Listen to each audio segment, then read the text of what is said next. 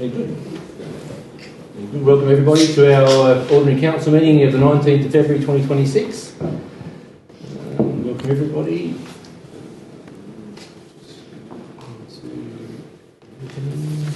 So with our opening, in accordance with Weddin Shire Council's Codes of Meeting Practice, this meeting will be recorded for the purpose of audio-visual live streaming via Council's website and our YouTube channel.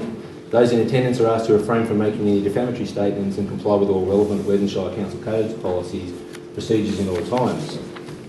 Weddin Shire Council would also like to acknowledge the Wiradjuri people who are the traditional custodians of the land we meet on today. Weddin Shire Council would also like to pay our respects to the elders both past and present of the Wiradjuri Nation and extend that respect to other Aboriginal Australians who are present or watching. Weddin Shire Council would like to honour our service personnel as well, who have sacrificed their lives in the defence of our freedoms, our peace and our prosperity. We acknowledge all of our frontline workers and our volunteers who every day provide our essential and our non-essential services, especially those within our Weddin Shire local government area. And just before I move on to the main part of the meeting, I just wanted to say we're slightly different up here. You'll see we've got a full contingent in front of us today, slightly different than other meetings we've had. We would like to actually welcome our new General Manager, Mr. Matthew Sykes. He's got 32 years, my apologies, 33 years now, experience with New South Wales local government, 11 years as senior executive positions, and you've been here for about 6 weeks so far, yes. So this is your first meeting. You missed the January meeting. You've made some improvements already. It's great that you and your wife have come to Grenfell. Malia, you've been out at events around the Shire. We've seen you around the town. Thank you very much, and thank you about exploring our Shire. And on behalf of everybody in the community, welcome. Thank you, everyone. Thank you. We also have another new director up the front here.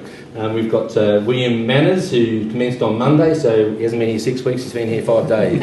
4 days. 4 days. So, as our new Director of Infrastructure, William has 20 years of experience in engineering, worked in city metropolitan councils, I believe, as asset management, operations management, project management and emergency management. He's done lots of construction work, major road upgrades, rural industrial subdivisions, creek floodways, sub-stabilisations, sporting fields, skate parks. So we have high expectations of all the work he's done. But the last few years he's been at the Weddin Shire Council, so he's got hopefully a great understanding of rural needs and rural roads. One of our main issues is obviously our rural road network. So once again, on behalf of the councillors, the board and the community, welcome William. Thank you very much, Mr. Mayor. Very happy to be here. Thank you. So there's some good news, we have some bad news now for the bad news. We've finally got a full set of directors now. Catherine's decided to leave us. So Catherine Brock's been our Director of Corporate Services for the last 9 months. 9 months. She came here from private enterprise into local government. She's overseen our corporate services operations, made a real positive impact in that area. Our staff really enjoyed working with you. I've spoken to a few of them, they're actually going to miss you. I think we're all going to miss you. Worked on things you should be proud of, is our business continuity plan, which we didn't have prior to Catherine coming. She's got that organised now, so we've got procedures in place to maintain essential services during emergencies and make quick recoveries. She's strengthened our governance and our compliance issues. She's dealt with a lot of them, and with also been a bit of a driver of our internal auditing, which we didn't have before, our internal auditing function. Catherine has, I think you've enjoyed being in Grenfell. I can't speak for her, but I think she's seen plenty of the Shire, her and a partner, and really, I know speaking to the staff, everyone's really enjoyed working with you. You fitted in here really well, and I know you've got to leave. It's personal reasons you're moving to Bathurst, that's understandable. But yeah, on behalf of us, thank you for all the work you've done over the last 9 months, and enjoy your last meeting. And from now on, I'm sure whoever our loss is, somebody else's gain. That's it. Thank you, Catherine.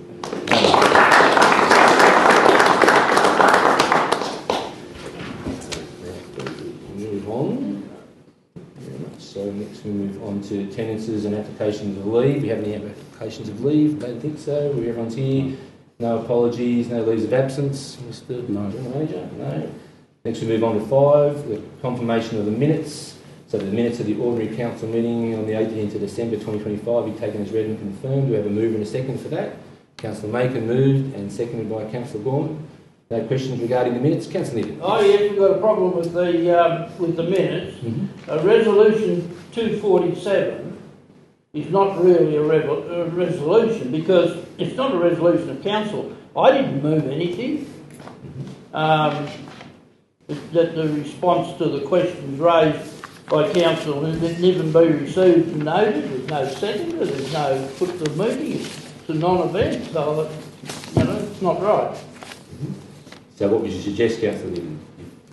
If you have a suggestion that it's incorrect, for what reason? Well, I don't know how to start again. I've been right through the code of meeting practice, I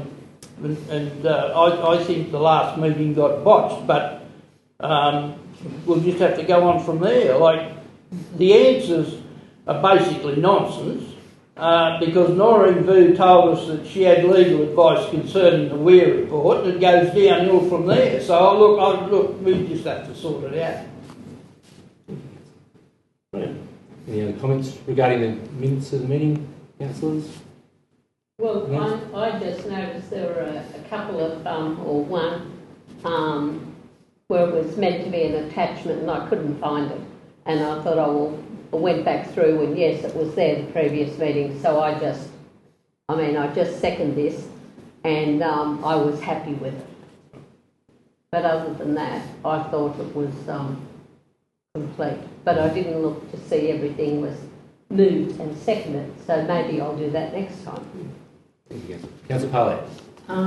So that we can move forward, would it be possible to say that we accept the minutes with 2.47 resolution being reviewed?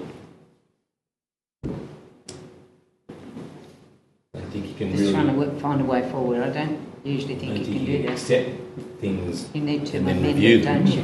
Do it in its entirety. Yes. You need to amend it in entirety, don't you? I see no issues with the minutes. I think they were fine. I think that's obviously Councillor Niven has an issue with them. I think I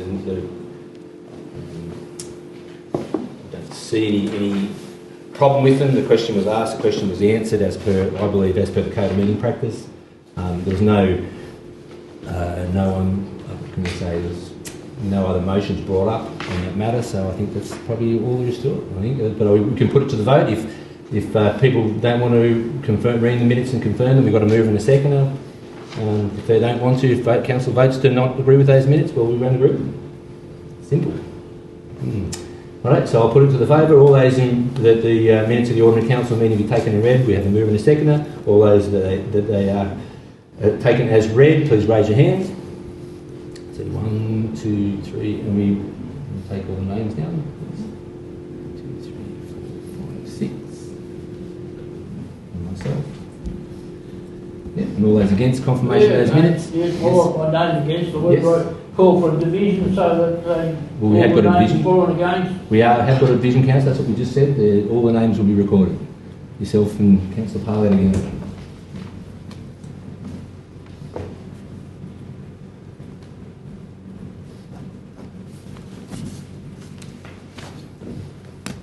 Thank you very much. Next we move on to ask the General Manager to present any disclosures of interest we received for tonight. Thank you, Mr Mayor. A disclosure of interest on item 12.1 from Councillor Montgomery regarding her interest being Treasurer / Public Officer of Grenfell and District Senior Citizens Welfare Committee Incorporated. It's a non-pecuniary interest and Councillor Montgomery will leave the room for that item. Just the one. So, Mr Mayor, can I also submit just on that same one? Yeah, just on that. Same item. Thank you, Councillor Wilson. Same item, Mr Mayor. For councillor roles, the description of interest is a member of the Senior Citizens Committee. That's an ordinary member. Non-pecuniary interests, less than significant interest, and councillor roles will also leave the room. Very good. Thank you very much. Next we'll move on to there's no mayoral reports or mayoral minutes at the moment. Move on to item 8, which is a motion with notice. I put in myself that Council develops a management and eradication plan for spiny birdgrass within the Grenfell Cemetery and prepares a report to Council on the costs of implementing the eradication program. The report should outline the recommended steps, implementation timeframes, total cost outside of normal weed management within the cemetery area. That's moved that position. I'm not going to really speak to it. I think it's pretty well straightforward. It's an issue we've got up in the cemetery, the birdgrass, and I think we need to work on a plan to removing it entirely. So, does anyone like to speak against the motion, councillors? No. Councillor Parlett, do you want to speak on it? Yes. Yeah, I just want to go back to where in the past we did have, in our past terms of office, we had a weeds committee. So I feel that that was instrumental in ensuring that some of these things didn't happen. I know Keith Starr was always on the case of what was going on at the cemetery, particularly with the spiny birdgrass, because no one wants that anywhere or actually in. So I'm totally for having something done. I just thought council would have already had an eradication thing in place to a degree, because we do have signs, I believe, up there, letting the public know to be careful and warning them. So I definitely support it, because we do get a lot of visitation to that cemetery. Sorry, Mr Mayor, do we have a seconder for that? It's a mayoral. That's a mayoral minutes, no motion. I'll second the motion. Yeah, I was going to say, I think we need to. Yep, okay, so we do have a second. Second by Councillor Parlett. Yeah, I don't believe, and I said I can't, and obviously I won't put the directors on the spot on this one, I don't believe we actually have a plan for eradication. It was just under the normal weeds management process. And that's why I think we've been maintaining it up there for a long time, and the staff have been trying to, but I think it's it's exceeded that now. We've had a few years of summer rain and it's exploded up there, and I think we need to look at an eradication plan. And I said I'm more entitled that we think we need to develop the plan and then work out the costings for it, than just saying just go ahead and do it. We don't know how much it'll cost. So I only spoke to it because I thought the community needed to know we are always trying to do something there. Yeah. It's just something that's happened with weather conditions or whatever. Yeah. Councillor Gorman? Through the man. Maybe. It really concerns me too, and the number of people that come and go for funerals and just even wander around and look at the graves. If they're not aware of the implications, they will walk those birds out into the community, into the streets, in their gardens, etc. Do you think perhaps we need a bit more publicity? The signs up there have been put up there. The signs are okay, and the staff generally do try and spray it at a level where the seeds are no longer viable.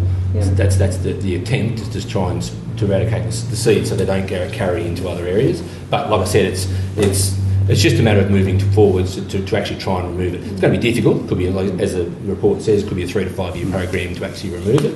But it's, like I said, it's something that I think just we need to do. But I think the signs up there do let everybody know, and I think the staff do their best to sort of maintain it at a level that's not, not going to carry seeds too far, sort of thing. So that's all. But I said we do have a new director in the role over here, so he's going to learn all about spiny birdgrass. I'm sure I will. Thank you. Yep, so there's no one speaking against that one. We've got 3-4, so I'll just ask that we put that motion to the meeting. All those in favour of those recommendations, please raise your hands. All those against, unanimous. Thank you very much.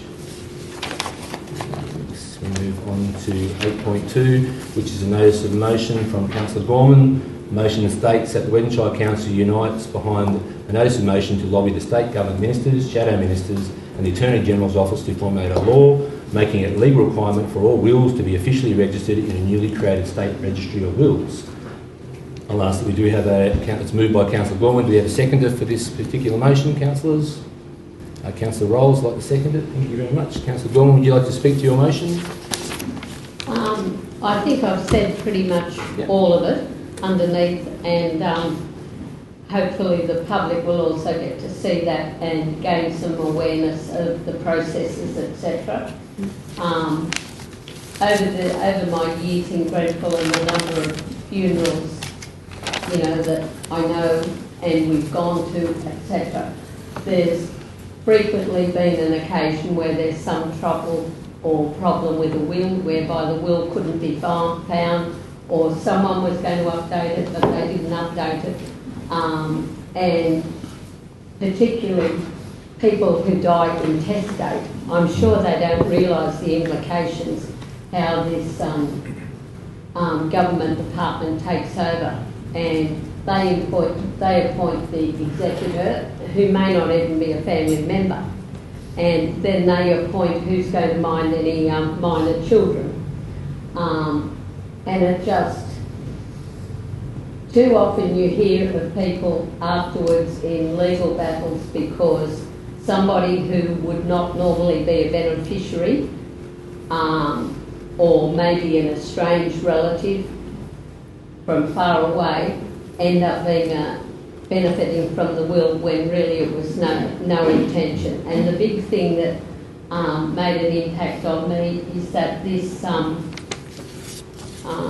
trying to find the name of it, but my computer, with the state intestacy laws, they're right down the line. They do it on blood grouping, who's blood relatives, they do it on state legal things, and you could have even a twin brother or sister who you are estranged from and you don't get on with for whatever reason, and yet they would be seen as number one. And I'm not trying to make wills compulsory. I just think there are too many people out there who don't realise the significance of a will, and that if there was a central registry, it could save a lot of heartache for the families and stress and even expense of going to court. And I just think it's a worthy case. And if I could say one more thing, apparently, yes, there is an Australian will register, which I couldn't find a lot out about, but it does exist. And then you've got the, the Office of Guardians, who do mind wills, and they keep them confidential, they keep them secure, but apparently that office then becomes the executor of the will, and they administer the will according to a lot of the laws, you know, that they're bound by.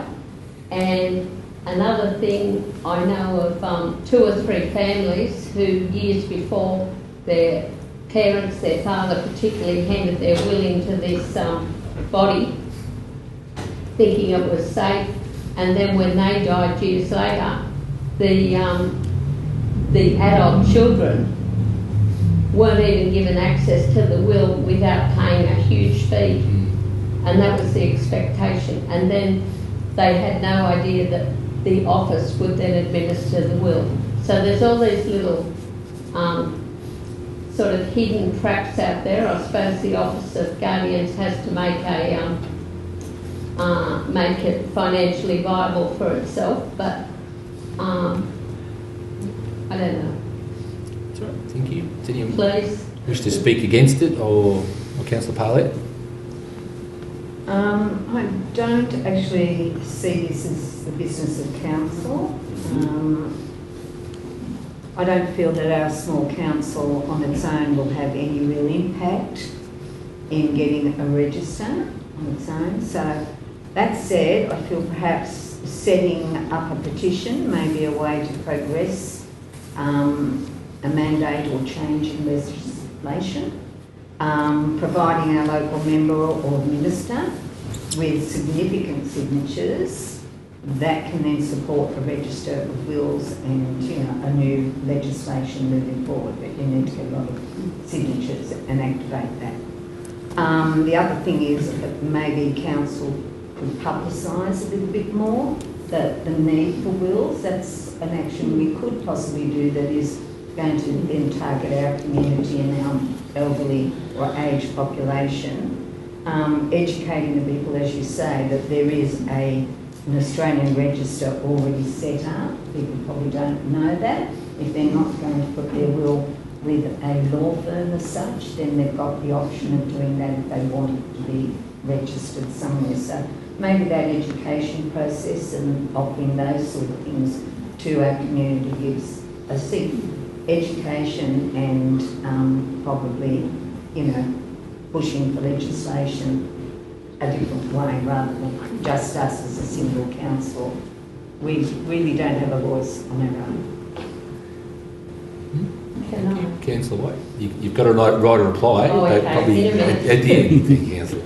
Councillor White. I support the idea. I think it's a great idea. But to follow on from Councillor Parlett, education of the community, I think teaming up with the Weddin Shire Health Committee and the interagency and arranging maybe some sort of educational process where you get lawyers come in and, you know, put on a display, help people work through what a will is, what it contains and the legal logistics of it, because a lot of people don't understand that. So yes. Thank you. Anyone other comments? Councillor White? Oh, sorry, Councillor Macon. To tag on to Councillor Parlett's point, is that I did a bit of research into it, that there's only a $29 fee to put in a will of storage, and you only get charged a fee if you appoint them as the executor. So, and Who's that with? with the New South Wales Trust, Yeah. 4% of $100,000 in assets, and then a fee after that. So I think having a statewide registry, it would be, state governments is struggling to find money anyway, let alone to establish a new department within it. So yeah, 100% on the side of wills, but yeah, obviously the right way to guide the community would be much more effective. Councillor Gorman, no, would you like to write a reply? This isn't the start of my process. I've, in the past, easily 12 to 18 months, had communication with Stephanie Cook in her office. I know some information has already been put out to government departments, and basically I was also advised that this was the next step, to give it more push. And recently I got an email from one of her, probably her number one person, who informed me that it had been followed through, and he didn't say who it had been delivered to, but to the relevant departments with an S on the end. And he didn't advise me, but it was also advised that this was the next step to give it. I certainly don't object to a petition or anything like that. That's wonderful. And your idea in terms of educating the community, because there would be people who don't realise the significance of dying without a will and the trauma it can place on the family. So that's where I'm at. But if you could still support it, that'd be great. Councillor? I'll just make it, so my belief of what we're basically asking is you're asking council to write a letter to Minister, just go down a bit, so Minister for Customer Services and Digital Governments, and the Minister for Emergency Services and Minister for Youth Justice. They're the actual, that's one ministry, which is Jahid Dib. So he actually oversights the wills, birth, deaths and wills register. Birth, deaths and marriages register, sorry. The Attorney General and the Shadow Minister for Customer Services. So really, you're talking about lobbying, we're talking about just writing 3 letters. Basically, it's lobbying, and I mean, it's just part of the push, and whether other people, other councils might come on board, who knows, it may never happen, but I just... So that's what you're asking at the moment, Councillor? Yes, I said at the moment you're just asking for 3 letters to be written. Basically, yes. Yeah, that's all. All right, so we're asking for 3 letters. Would you like to leave it, well, would you like to move an amendment that we actually move towards the one in the blue writing there, Councillor? Because that's the actual people you're talking about lobbying. Yes, that'll be fine. That's all right. So we have a seconder for that amendment. Yes, Councillor Macon, thank you very much. And we can vote on that, or we can ask so the actual mover and the seconder accept it. So that basically becomes the motion at the moment. So the motion is that we write to those ministers. That's all. Through you, Mr. Mayor, lobbying just sounds a bit. I'm just trying, as I'm saying, trying to clear it up, just to say it's basically a letter to say that. Yeah. That's all. Thank you. All right. So now I'll put that one. If everyone's happy for that, we'll just put that one to the that motion that Council writes to the Honourable Jahid Dib, Minister for Customer Services and Digital Governments, Minister for Emergency Services, Minister for Youth Justice, the Honourable Michael Daly, the Attorney General, and Mr James Griffith MP, which is the Shadow Minister for Customer Services, to formulate a law making it a legal requirement that all wills to be officially registered in a newly created State Registry of Wills. So that's written, that's the motion now. I'll put that to the vote. All those in favour of that motion, please raise your hands. 1, 2, 3, 4, 5. Can you please hold them up, please, councillors, and someone up and someone back down. 1, 2, 3, 4, 5. All those against? Yes. Yep, 1, 2, 3. Then, please. Motion's carried. Thank you very much, councillors. Next we move on to section 9, the General Manager's reports. This is 9.1, Code of Meeting Practice Update. The recommendation is that Council notes the information contained in the report relating to the Office of Local Government Circular 2602 regarding to the 2025 Model Code of Meeting Practice.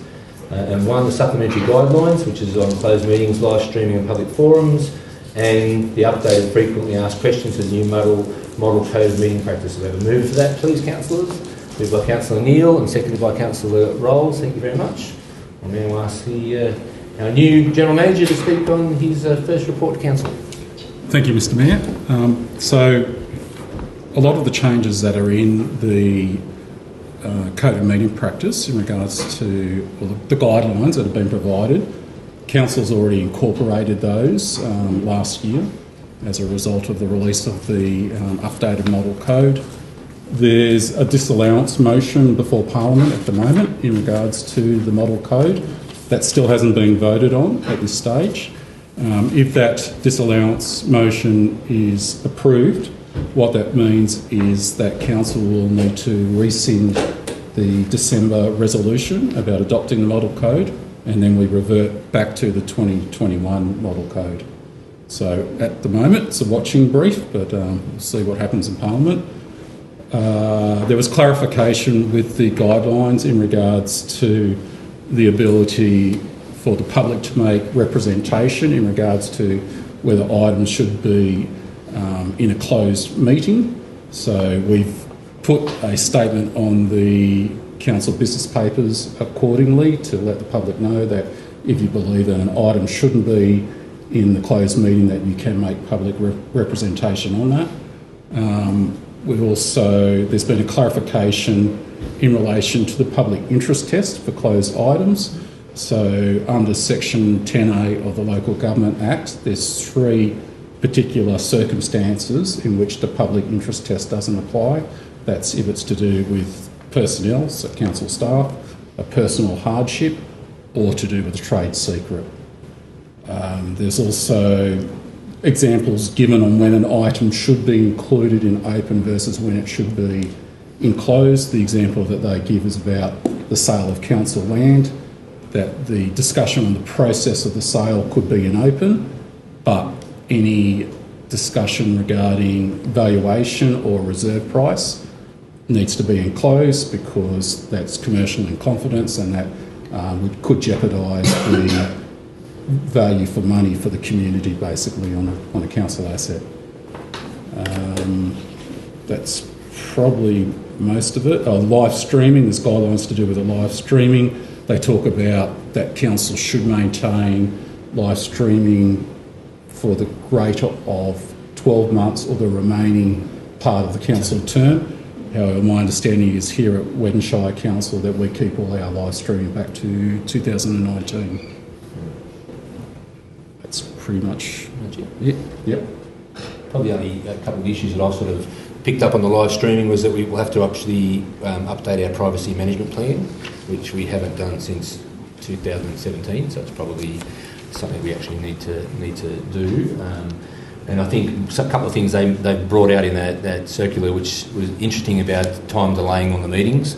And I think that's also something that perhaps we need to do. There's certain liabilities that council, by live streaming, puts ourselves in a situation where we need to perhaps not necessarily councillors, but we could have someone into the room and put us in a situation where we'd be held responsible. And I think that they pointed that out in a couple of places in the meeting, in the actual live streaming things. I think that's something we might have to consider as well, as whether or not we put a slight delay on it or not, because they talk about making sure our insurance policies are up to date to cover it as well. So there's a few things in there which I think we're probably, and as you said about the closed council stuff, there's some things in there which makes it quite clarifying and a little bit difficult to deal with. If you're going to have to start splitting up motions and having some parts of it out in the open, and then some parts in closed council and things, could become a bit problematic. But it's something we'll work through. We'll keep chipping away at it and work through it. Any other questions or comments on regarding councillors? Councillor Parlett?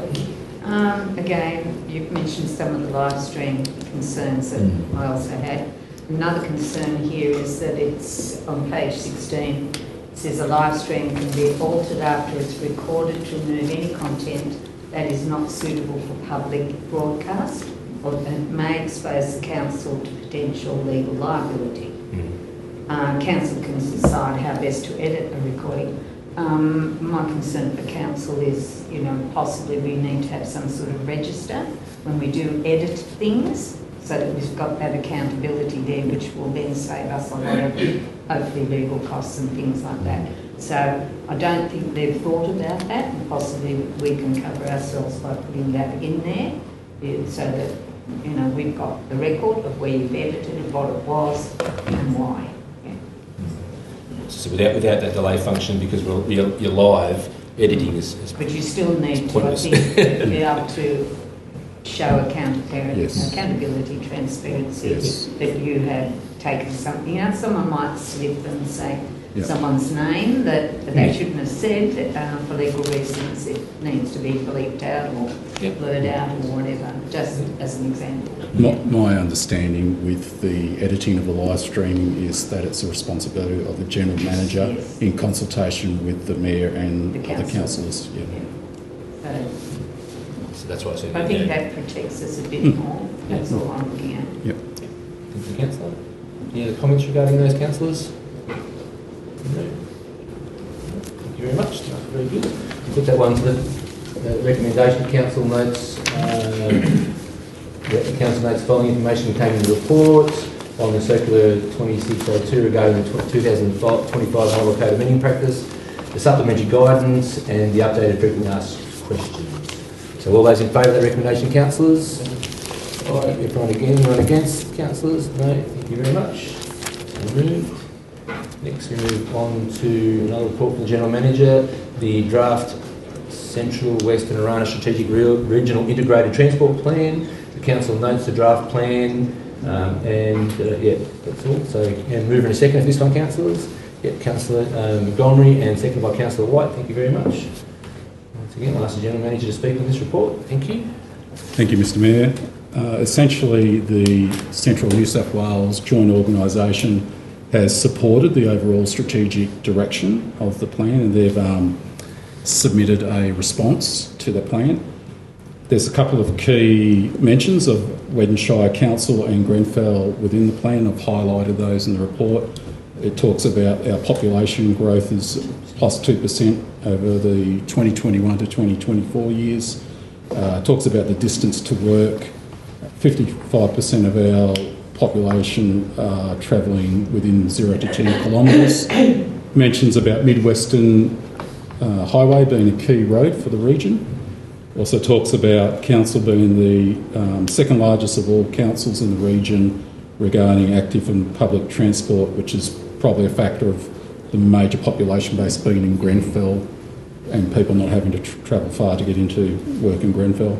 We're actually the largest out of all the councils in the 2.5 to 10 kilometre distance.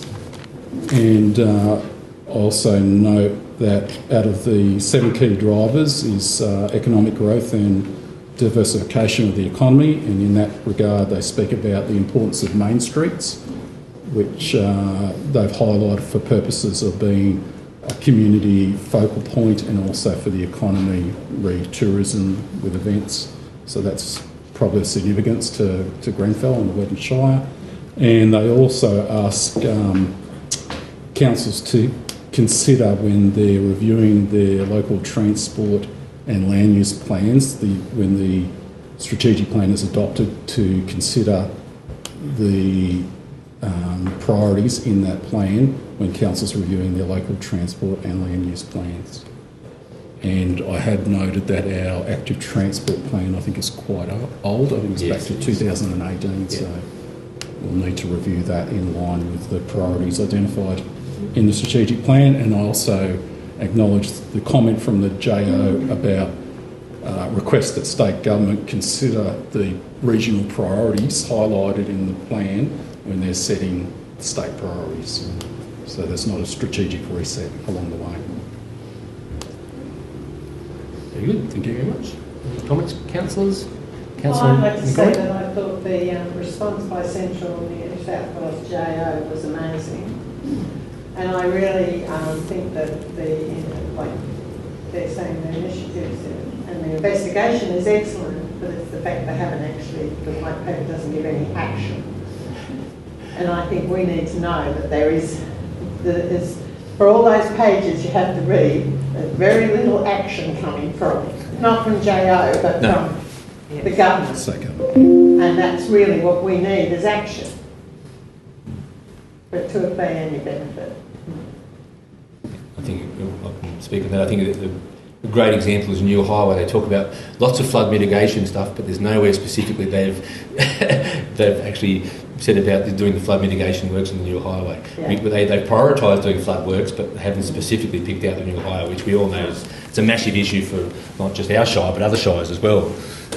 Yeah, so, it goes such a long way through the state. Yeah, and as soon as the Newell shuts, all that traffic comes down through Weddin Shire and damages our road. So I thought I totally shuts agree. Everything down, and then everywhere, all the minor roads have to be used by the trucks and stuff, and that damages the council infrastructure and stuff.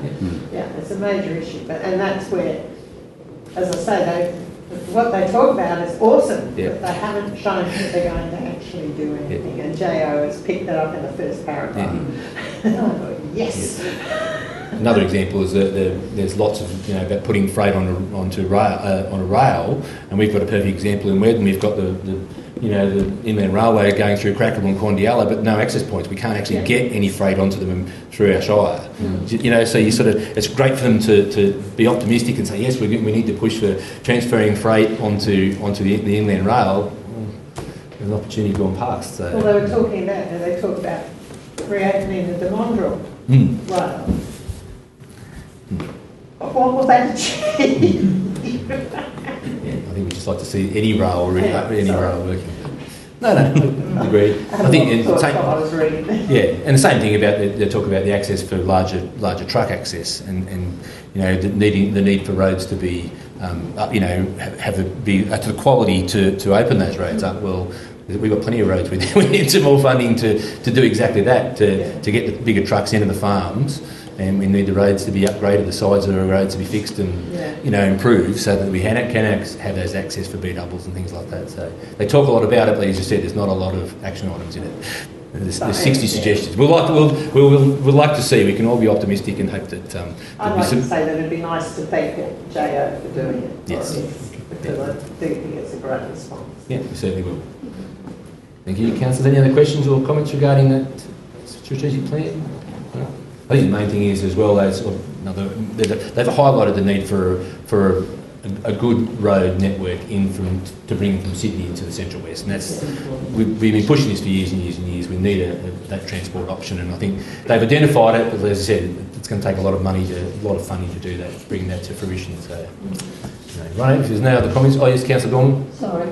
Through the Mayor, another thing that they didn't really dwell on is all the rail crossings, even though we may not have an active rail line, all the rail crossings that need, are accidents waiting to happen. And I think that should have been a priority for them. Yeah, they have mentioned it. There is some mentions of closed stuff in there, but as I said, Not enough.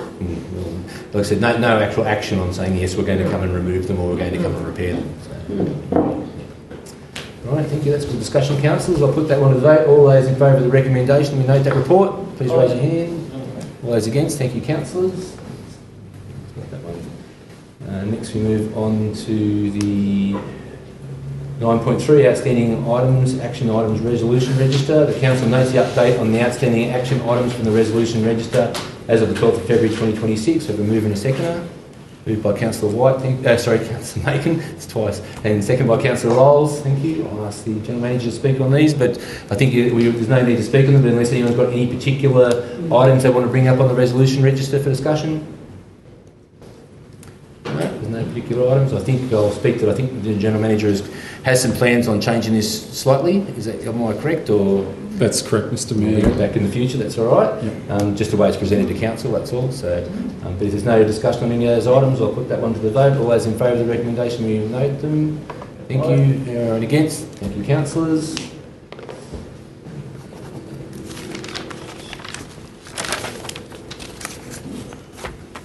Next we move on to, that's all for the General Manager. Thank you. We'll move on to Corporate Services Report. 10.1, the statement of bank balances, investment balances as of the 31st of January 2026. The recommendation is that Council notes information in the statement of bank and investment balances report as of the 31st of January 2026. So moving to seconder. Moved by Councillor Rolls again and seconded by Councillor Macon. Thank you very much. I'll ask our Director of Corporate Services, Mr Brock, to present this one for us. Thank you. Thank you, Mr Mayor. And I've just lost my spot. There's 540 pages. Yeah, it's big. It's going to go too far off. Apologies. Page 217. Okay. So our bank balance at the 31st of January is 12.1 million, and of that 12.1 million we have $10 million in term deposit investments. To date we've got just under $174,000 in interest earned from those maturing deposits up to the end of January. You'll see that we have externally restricted cash of 6.49 million, broken down with predominantly that being our grants that will be expended, a significant part of that by 30th of June 2026. We also have our internal allocations of $3.6 million, putting funds aside for plant replacement and other activities which the Council has voted on. So we have unrestricted cash of $2 million as at the 31st of January. And the only other thing I'd like to highlight on the report is the certification by the Responsible Accounting Officer to ensure it's in compliance with our Government Act, Local Government Act and regulations. So that's been added into the report now. Thank you. Very good. Questions of the Director, councillors? No questions? No questions. Thank you very much. No, that's terrific. I think you've kept ahead of some of those interest rates things as well, which is really good. So yes. Some of the changes. Yes. They didn't, the recent rate rise from the RBA has not been reflected from the bank's rates that we've just received today, though. They passed on any drops, but increase will take a while to get through. I'll put those ones to that recommendation to the vote then, councillors. All those in favour of the recommendation, the council notes that report. Right. Thank you, councillors. All those against? Unanimous. Thank you. That's it. Next we move on to 10.2, the rates and collection charges for January 2026. The recommendation here is that Council notes information in the report, provided an update on rates and charges collected for the month of January 2026. May I move in a second, please, councillors. Moved by Councillor White, seconded by Councillor Montgomery. Thank you. Once again, I'll ask the Director to speak on this as well. Thank you. Thank you, Mr Mayor. So as at the 31st of January, we've collected $3.3 million in rates, with $2.3 million remaining outstanding. So that's now a collection of 59% of our outstanding rates at the 31st of January, which is slightly ahead of where we were last year, with the next rate instalment due on the 28th of February. So we're comfortable with the work that's being done within the finance team that the rates collections will continue to remain on track. Thank you.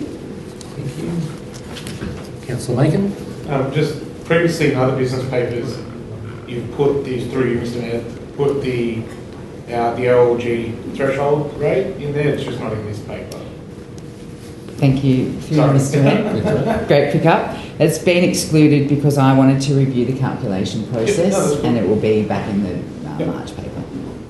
Because it would be quite complex calculation, isn't it?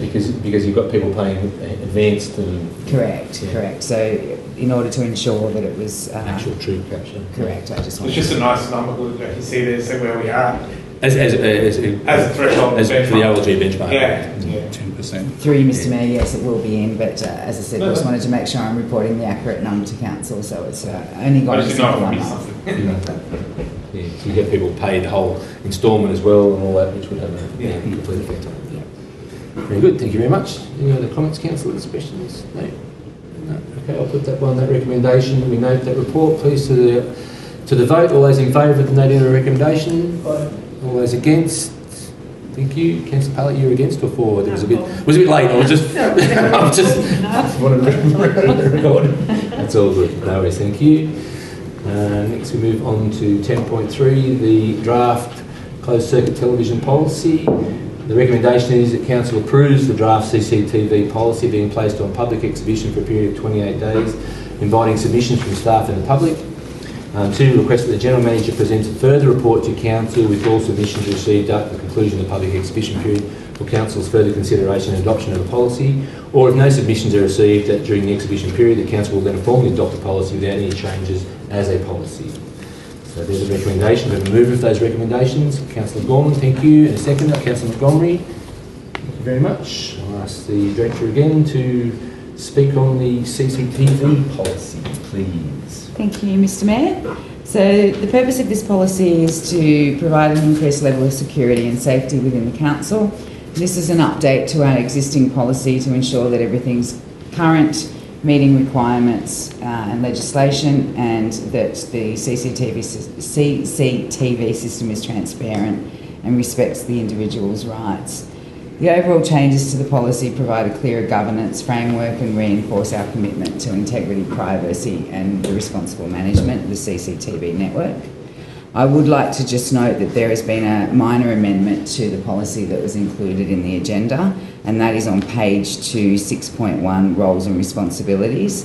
Mannix has now been updated to ELT, which is the executive leadership team, which is now responsible for that oversight. So it's just a change in the wording of the naming of that body internally. So updating the policy to ensure that our surveillance systems support public safety and respecting the privacy of the individuals. And we will continue to work on this policy and evolve it as legislation changes, technology changes, and in response to community expectations. Thank you, Mr. Mayor. Questions or comments, councillors? Councillor Macon. Just in the policy, it states 180-day retention period. Is that a standard that that's the minimum, or is that sort of a benchmark? Because 180 days doesn't sound very long. Through you, Mr. Mayor, that's a question I'll have to take on notice. It's been our standard process within Weddin Shire Council. Yeah. I can look into whether there is any legislative requirement on that. Through you, if we're keeping live streaming for many years, like if there's an major accident, major crime or something in the main street, process could take however long, or comes up again, and then it's gone. Through you, Mr. Mayor, if I could just say one of the things that we need to consider is the amount of the volume. Oh, 100%. Yes. Yeah. This is a 1 hour thing once a month. Yeah. The volume of the what's coming through 24-hour recordings across the across Grenfell Business District and all our assets would require significant storage. So that was something that will have to be taken into account. It's still a 6-month period, but just to me, sure, just might be me. That's something you look into, definitely. Well, we'll do that through you, Mr. Mayor. Any other questions, councillors? No? I'll just make a comment. I just think it's really good. I suppose it's one of the, once again, we've got to update the privacy governance one, the policy, because that covers this as well, which we haven't updated for a while. Probably, I don't know. I know we've made it very clear that it can only be accessed by insurance company and the police. I don't know whether there's an option there to have a procedure in place that if an individual needs to access it, for instance, they own a building and the building gets damaged and they're not going to go through insurance, they're going to pay for the damage themselves, whether they can do that. And I suppose, I know they can apply to the police, but whether it becomes too onerous from the police to come up and access that footage continuously. So I think we need to maybe monitor how much usage, if the police are coming up here all the time, or whether or not there's another process for an individual. I understand, like, if it's a police matter, yes, they should be able to do it, but I mean, if, like I said, you're parked in the main street and someone backs into you and you're not going to go through an insurance company, is there a way that they can still come and access that footage to find out who did it or whatever, who created that damage without actually going to the police and getting the police to do the actual work to come up here? And so I think we just need to monitor how much police involvement it is when it becomes too onerous for the police to be dealing with every time something happens in the main street. The requirements for the police to turn up anymore, I know they're not there anymore. There's no financial barrier. It used to be $3,000 worth of damage and the police had to be called. Well, none of that's, a motor vehicle accident, there's no need to call unless someone's seriously injured. So, There may be issues from a privacy aspect with us being a public authority. Well, we'll take that on notice and investigate it further. Yeah, it's just something that I said we need to monitor. If it becomes that every time someone wants to know, they've got to go to the police, and the police then got to come through to us, where there's a process we can put in place, but that's all. Yeah. Thank you very much. That's the only comment I've got. No, very good. So I'll put that recommendation then, councillors, that the draft CCD policy be placed on exhibition for 28 days, and then if we don't receive any further recommendations, any further submissions on that, then the council adopts that policy with any changes. So all those in favour of those recommendations, councillors? Aye. Thank you. Anyone against? No. Thank you very much. That's what that is. Everybody? Thank you. Next we move on to 10.4, Council's Expenses Report as of the 1st of July 2025 to the 31st of December 2025. There's a recommendation of Council notes the Council's Expense Report for the period 6 months ending the 31st of December 2025. We move in a seconder, moved by Councillor Montgomery, thank you, and seconded by Councillor Neal. Thank you. So Director, if she wishes to speak on this, or it's pretty straightforward. I think it's fairly self-explanatory. We have a regulatory requirement to report every 6 months councillor expenses broken down where appropriate by each councillor. This is the 6 month from 1st of July to the 31st of December 2025. It's all within the budget, so it's well within the budget, correct. Very good. Councillor, any questions or comments? No? Very good. Thank you very much then. As you said, it's a mandatory thing we need to report on, so I'll put that one to the vote. All those in favour of the recommendation, we note that report. Thank you. Anyone against? Thank you very much, councillors. Next we move on to a little bit bigger one this one. We move on to our 10.5, is that right? Yes. We move on to our QBRS statement as of the 31st of December. So a few recommendations here, councillors. The recommendations are that Council 1 notes the quarterly budget review statement for the quarter ending the 31st of December 2025. 2, approves an income budget variation of $14,183 for increased revenue for the sewer fund and the pension rebate. 3, reallocates $37,488 income for sewage rates income budget to sewer user fees and charges income budget. 4, expense budget variations to increase the sewer materials and contracts expenses by $203,000. 5, income budget variation to reallocate $100,000 of financial assistance grants income from a sewer fund to corporate and governance income in the general fund. 6, income budget variation to reduce the revenue from community health rental income of $17,700. 7, general funds expenditure budget variations of reducing $350,000 of expenditure from governance, materials and contracts, adding $52,700 to HR materials and contracts, adding $30,000 to corporate materials and contracts, adding $61,300 to council property materials and contracts, and adding $115,000 infrastructure, local, rural and urban roads maintenance and contracts. 8, we then add a Section 64 developer contributions capital income budget of $40,600. 9, a budget variation of $50,460 of sewer capital works. And 2, council endorses the reallocation of the regional emergency road repair fund Regional Roads Block Grant and Financial Assistance Grants Roads Component Funding for the financial year of 2026. I'm going to have a drink after that. So we have a move and a second for those recommendations there, moved by Councillor Mason and seconded by Councillor Montgomery. Thank you very much. Who would like to speak on this one? I think it's the General Manager or the Director of Corporate Services. Director of Corporate Services, Ms. Brock, will speak on these variations in our quarterly budget. Thank you, Mr. Mayor. So to break this down, the General Fund will have a net increase of $173,300 to the operating result, and that's brought about by the adjustment of the financial assistance grant of $100,000 that was allocated previously in the budget to the sewer fund. The sewer fund should be self-funded and the financial assistance grant is a general fund, so this is reallocating that money back into the general fund as a general fund grant. Reducing our rental income of $17,700 on the community health property to reflect the rental-free period that Council have approved for the dentist surgery. Reducing our budgeted expenditure of $350,000 from governance, which is coming from a productivity improvement efficiency savings fund and some funds that were put aside for IP&R documents. This won't be required in this financial year. We will look to utilise this fund and put into the FY 2027 budget, and that fund will be used for things like that's really hard to say. Asset rationalisation, automation projects, debt restructure review and investment portfolio reviews.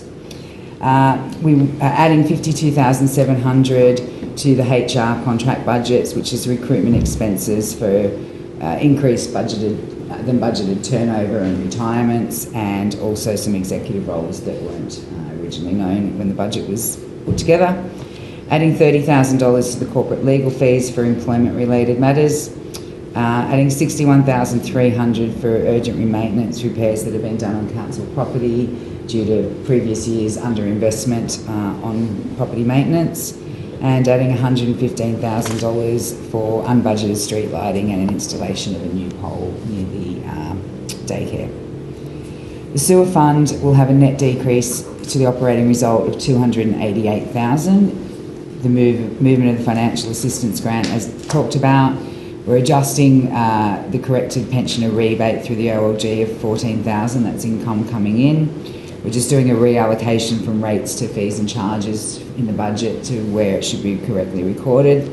And expenditure increase of $203,000. This has been due to unbudgeted urgent sewer relining repairs that were done at the end of last year. It's funded by the sewer fund, but we didn't have a budget for that expenditure.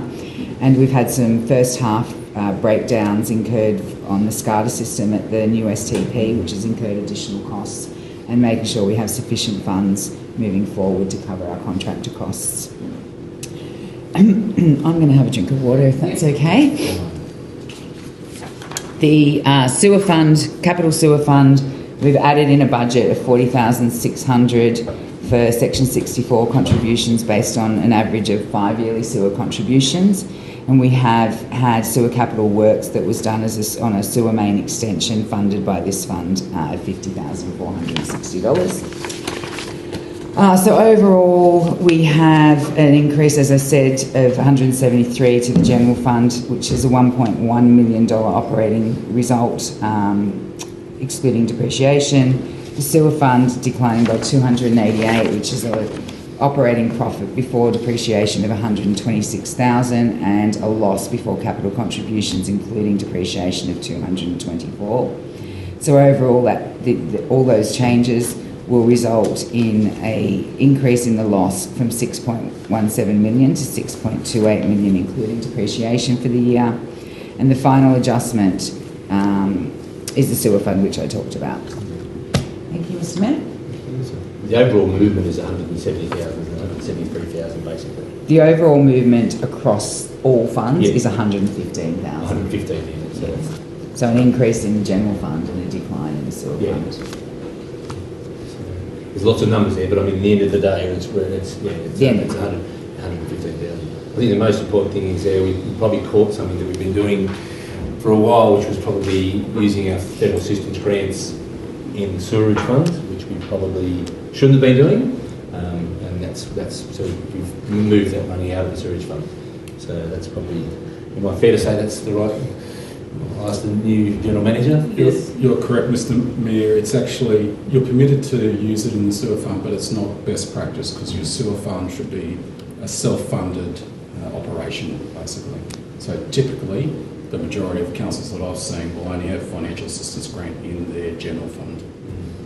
If I could also add to that, for the financial statements for FY25, even though we had budgeted for it, we did not include that in the outcome. So the results of the FY25 sewer fund is actually their results. Results, yeah. Without any proper. Very good, thank you. Councillors, there's a fair bit to take in there. Any questions or comments? Councillor Gorman, thank you. Since this is a quarterly budget review, the extra 40,600 that's been added to the sewer, are you expecting that to be a standard amount for every quarter? Through you, Mr. Mayor. So this is an annual budget. So previous budgets, previous years, and in this budget, because the developer contributions, the Section 64 developer contributions are very lumpy for us, there's not been a budget. However, talking it through with the General Manager, we've decided that there are funds coming in, and so there should be a budget of some description, and also the Director of Environmental Services had some very good input into that to help me work out how to do that. So we've looked at the average of those contributions over the last 5 years, and the average is that we get about 5 contributions every year, and that's the budget that's in there for this financial year, assuming we get 5. We've had 3 so far. Well, having to put in 40,600 to keep it functioning is a lot more respectable than over 200. So this is the contributions that are coming under Section 64, the developer sewer contributions. It's not, it's capital restricted cash that we have to put aside, that's contributions made by developers to council. So it's money coming in for development, or something connecting to sewage lines. We're not putting it into our own, putting it into operational budget, we're actually putting it back into that budget, basically. Thank you. And through you, Mr. Mayor, if I could just add, that's where the 50,000 came out of that, because we had to do a new sewer connection, and so that was part of, was able to use those Section 64 contributions to fund that new sewer connection. Thank you. Councillor Macon. Through you, Mr. Mayor. Does the sewer rate charges that we get paid, we pay as taxpayers, cover this whole, or we are relying on grant funding to bump it up? I don't know if it makes sense to me that if what we're getting charged per rates going into the sewer fund matches it, or are we relying on a bump up from other sources to maintain it? Because if we have unexpected works of $153,000, are we meeting that? Does that make sense? Sorry. It's a big question. Yeah, so, thank you. Through you, Mr. Mayor. It's the elephant in the room, I'll tell you. Yeah, so look, the $153,000, just to be clear, this is new sewer relining work that was required to be done. That was urgent repairs that had to be done. So it was essential infrastructure. So this is funded out of our sewer fund, the restricted cash, not the Section 64 developer contributions. We also have in the cash report that I do, there's about $598,000 that sewer fund that is put aside from the profit on the operations before depreciation each year. And that sits in the sewer fund to cover, just like we have the gravel pit, it's there for us to do those works that are required. So that was funded from the sewer fund. However, the cost wasn't budgeted, so we didn't know that it was urgent repairs. We didn't know that was going to happen. So that's why we've had to put the cost in there this year. So it will impact the cash that goes across to the sewer fund for this financial year, but it's being used from money that we've made in previous financial years. Is that? So, through you, Mr. That would have led to the 115 operational loss through that?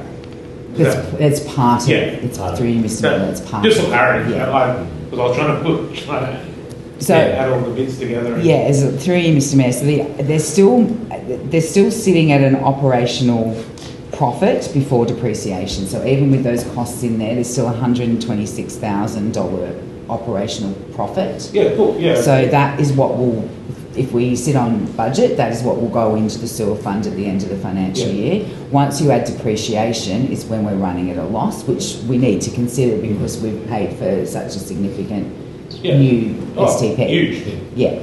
So it is lower than what we had budgeted. Yeah. The other thing I'd just like to highlight, which I know has been spoken about, is the work that has been done within the infrastructure team to continue to lower those costs. Our salary costs have gone down significantly. We have a trainee in there that's being funded by the Fresh Start program.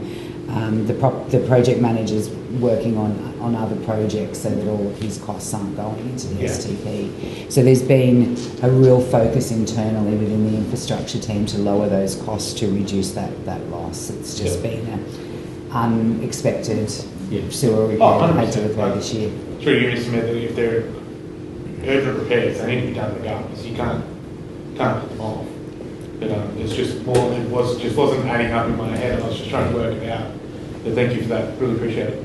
It is something where we have to be really aware of because we all know our sewage pipes and our sewage network is ageing, and we're going to. I think Wally's sitting up there nodding yes profusely because yes, it's a cost we're going to have to incur more and more often. That we're going to have to do some more work on our network and improve our network, and so we don't have as many breaks and don't have as many issues that we do have currently. So it's something that our sewage, as we said, our sewage is going to be a big expense going forward. It's but now we've got the new plan in place, and as I said, the staff are working really hard to reduce the overall running costs of the plan, and we should be able to come up with some really good figures now of actually how much it is costing us per year, and to really have a real look at what we need to charge in our sewage fees to cover those costs instead it's a standalone thing, so it covers its own repair bills. 100%. And these are things that we'll be looking at for the next financial year budget, looking at planning for all of those long-term replacements, including the sewer, as part of the discussion.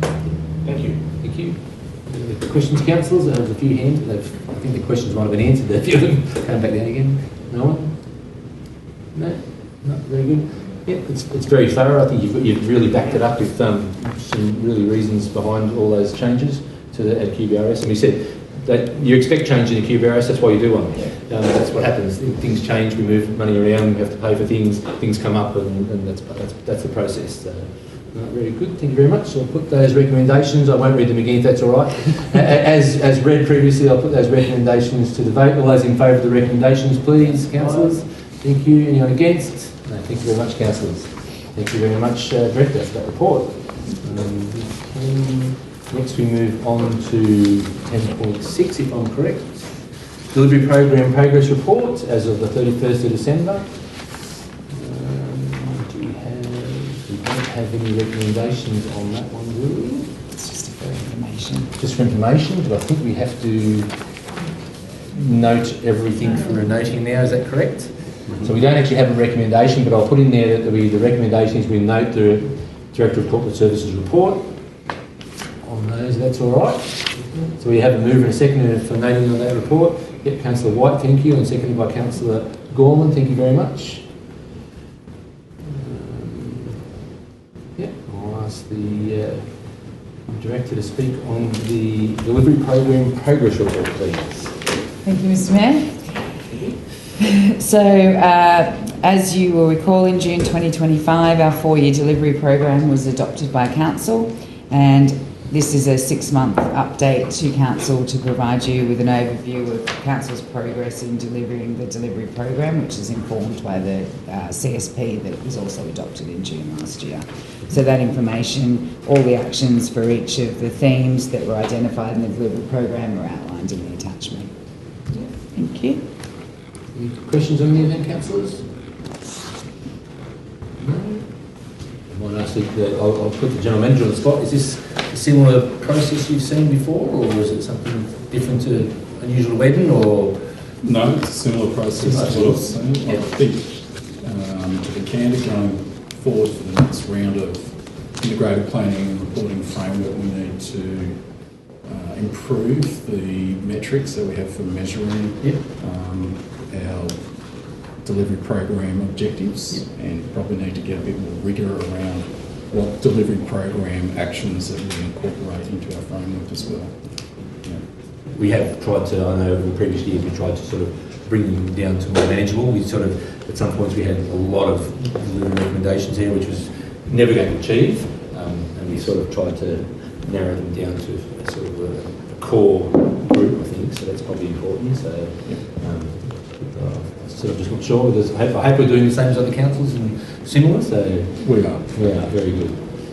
So any other comments on those program updates, councillors? Pretty important, just sort of lets us know where we are in our OPA and our stuff, so. Alright, thank you very much. I'll put that one then, that resolution, that council notes report to the vote. All those in favour, we note the report. Thank you. Anyone against? Thank you, councillors. Let's move on to 10.7, the arts and tourism events activities for August 2025 to January 26. There's a recommendation of council notes this report as well. Mover and seconder. Moved by Councillor Montgomery, seconded by Councillor Rolls. Thank you very much. I'll ask the Director if you'd like to speak on any of these particular items. Thank you, Mr. Mayor. The information that's contained is fairly self-evident. This is a regular report that comes to council on tourism activities. You'll see on the front page the statistics of the visitors and sales that have come out of the Visitor Information Centre. There's also a summary on the projects that they've been working on, conferences and workshops that they've attended to help continue to promote the area, and the Weddin Mountains region events that they've worked on during that period. The next page is just some financial metrics on Google Analytics that we are entitled to receive, and that's pretty much the report. Very good. We had 667 visitors in September. That was a big month of visitation. I wonder, I don't know what's it related to, but anyway, whether it was just to do the actual, the gallery or not. I'm not sure. That was when we released the Wattle Trail. Was it? I've got the wonderful Wattles. Oh, okay, so that was actually the Wattle Trail. From memory, I think it was September. And there were also book sales. Yeah. No, I think I thought the Wattle Trail was fantastic actually. But I don't know if there is a direct correlation. Yeah, no, it's one that just seems a spike. January down to 290, and then we've had 667 just in that particular month. So it was just a good number of visitors to the centre. That's all. Questions or comments on any of them, councillors? Some great work by the staff there. Councillor Macon, yes? Just out of curiosity through you, Mr. Mayor, that in August, September, October, there was no e-commerce made with similar visits and users, and then there was e-commerce made in November, December, January. Is there a reason for that? No? Through you, Mr. Mayor, I can't talk as to why people have bought things through e-commerce and why they haven't. However, is that purchasing through the store? That's online. Oh, okay. I thought it was just through ads or... No, that's our online purchasing. We did. Yeah, what I can say though is it's something that I've been speaking to the tourism team about. We've put in new shelving down there and expanded our range, and so it's something that they're looking at evolving, using that new range online and starting to really focus. They're going to go and do SEO training, and focus on getting our merchandise out through the online. So whilst it is lumpy, it is a focus of the next 6 months. Just out of curiosity. And the shelving looks great down there. It's a great use of it's a pretty small space, but it's a terrific use of that space. Yeah, it's really good. It looks great. It's terrific. And then they always do a great job of putting the merchandise in there and making the merchandise look really good, and they always do a great job of that. So. They do. Any other questions, councillors? No? I suppose just pass on to the team what a great job they've been doing down there. I think it's been a really successful thing for us. So that's all. So I'll put that recommendation, we note that report to the meeting. All those in favour, councillors? Thank you. Anyone against? No, that's everybody. Thank you. We move on to 10.8, which is a community support request from the Quandiala Swimming Club. The recommendation of this one is that Council 1 approve the Quandiala Swimming Club to be included on the pre-approved donations table for the in-kind donation for the annual development carnival in Council's donations and in-kind contribution policy. Note that under clause 6.2 of Council's donations and in-kind contributions policy, the General Manager approves the in-kind support request for the event which was held on the 24th of January 2026. And moved by Councillor Montgomery, seconded by Councillor Parlett. Thank you very much. I don't know whether we need to speak on this one. I think it's pretty straightforward. I think you can just go through. Any questions on this one, councillors? Councillor Macon, yeah? So are we adding it to the just for clarity, we're adding to the pre-approved, Yes. so it's every, yeah. So through you, Mr Mayor, this has come up for a few years running now that they require the in-kind donation, and it's in January. That's when there's no council meeting. The GM has approved it in accordance with the policy allowance, but to put it onto the in-kind donations pre-approved list, and then we won't have to do this every year. Yeah, just slip through the cracks, that's all. Yeah, and I think we've still got 4,000, what's the figure, 4,200 or something in the budget for the rest of the end of the financial year. 4,900, is it? Thank you. Thank you. So we have still got money in the budget for anything that comes up between now and the financial year. So there's no more comments on those councillors. I'll put that to the vote as recommendations. All those in favour? Thank you. All those against? Thank you, councillors. That's it. Thank you very much for your report, your final report for Weddin Shire Council. Thank you, Catherine. Next we move on to 11, the Infrastructure Services Report. There's a recommendation here that Council note the information provided on the infrastructure works completed in December 2025 and January 2026 and the planned works for February 2026. Move in a second, please, councillors. Moved by Councillor Gorman, thank you, and seconded by Councillor Montgomery.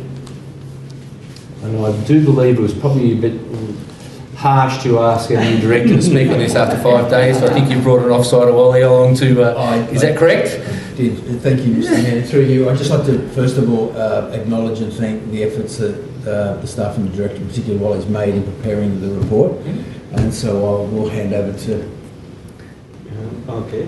Thank you. Thank you, everyone. Yeah, thank you, Mr Mayor. Through Mr Mayor, there is a natural disaster. First of all, our update is that this is really very long. Just I have to give the summary report. Yes. So currently we are doing the package 5. So package 5, there is a 27 roads. So 20 roads is going to the contractor, and the rest of the 7 is going by our own crew and plants. So that is package 5. Most of the road is done. So it will be go later on and next month as well. Some of the patches and nearby. And we have overall this package of natural disaster. There is a 7 packages. So we still have the package 7 is still remaining. It will be some kind of pipe culverts and also bridge culverts that will be done maybe next year, not this year. So next financial year. That is the basically natural disaster update. And the next one is state roads. The state roads is RMCC report, separate report. We have to report in separate way. And there is some major works, Pulabuka Road drainage and resurfacing road. This is under the local roads repair program, RRRP. And this is waiting for EPA approval because there is a lot of drainage we have to do. And this soil report under the EPA, if they allow us, then we can put in the Karagabal our tip. That tip is now is temporarily closed due to EPA license issues. So we can be maybe done these things. And so far, this is subject to May, June this year to have to start this work, but it's completely subject to weather permitting. So May and June is the high time for wet season. So if it's not be in May, June, we can be do the next year. And Norwest Road upgrade that was done. That was the initial was 5.5 kilometer. We have done within the same budget, 7.5 kilometer, and the equital and everything is done. So from transfer for New South Wales, the grant fundings, everything is now closed. So project is officially closed, just waiting for opening, official opening. And second is Aramagan Road culvert replacement. It was also done, and the equital is also done because when there is a council awaiting payment for grant fundings body, this report was written on 1st of February. That time it was not completed, but today the grant fundings and all the equital is completed. So the project is also from the side of the government funding. Its project is closed. Karagabal Shire Path stage 1 and stage 2. We have done the stage 1 and stage 2 as well. The construction is completed, but we have to done the audit. So there is some audit findings is there because of the stage 1. There is no requirement for audit, but Get Active New South Wales, the funding authority, they have to change their all the requirement and policy, and this policy implicate on the stage 2, and this is now mandatory for any footpath, new footpath, we have to go for road safety audit. So there is some audit requirement. So we are going for extra fund to do some line marking and other like signage and other things. So construction is completed, but we are waiting for some additional work for there. Bogolan Dam Restoration Project. This is Public Works Department. They completed all the provide information. This is feasibility study and concept design as well.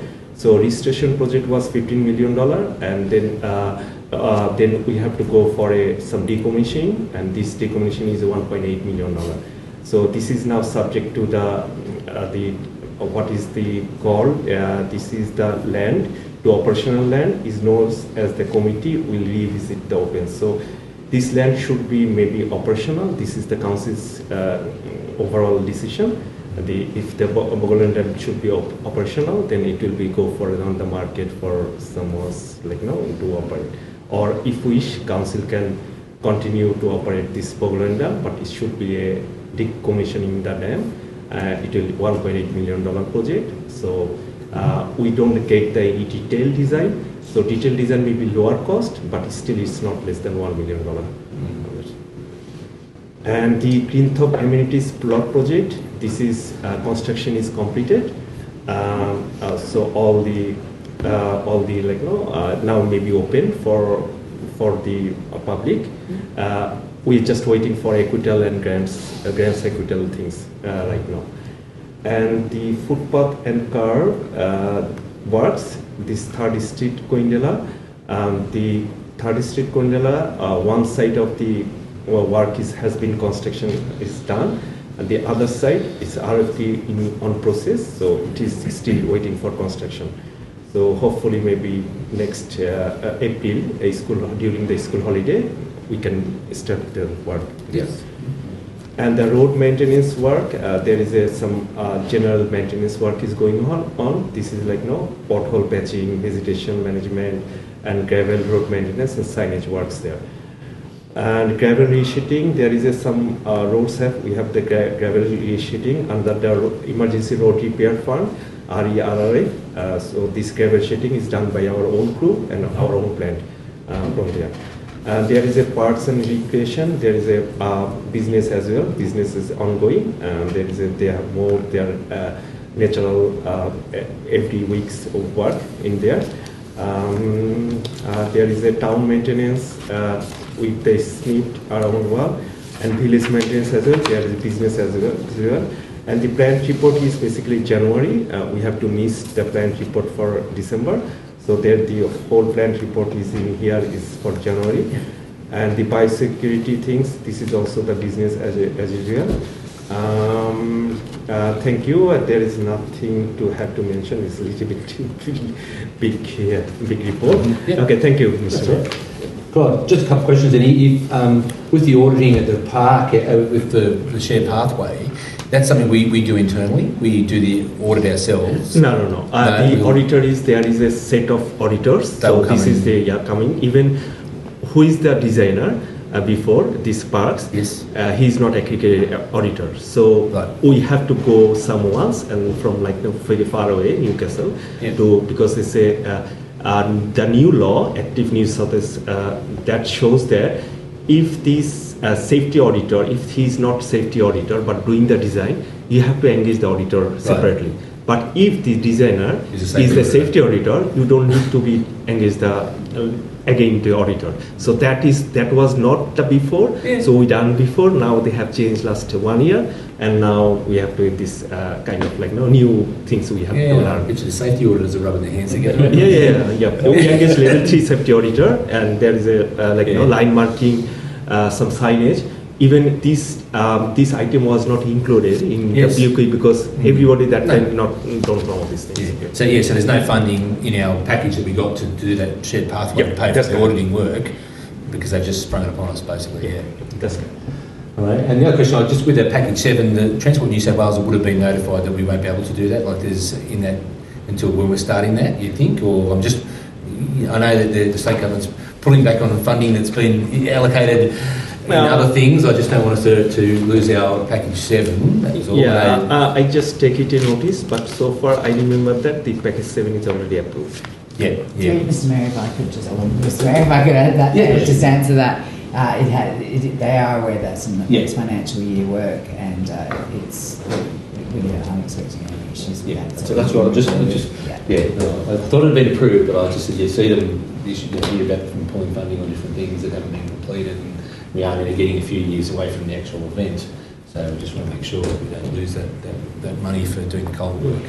The finance team and the infrastructure team talk regularly to the transport. The new body, and it is a recovery reconstruction financial year. Yeah. Thank you very much.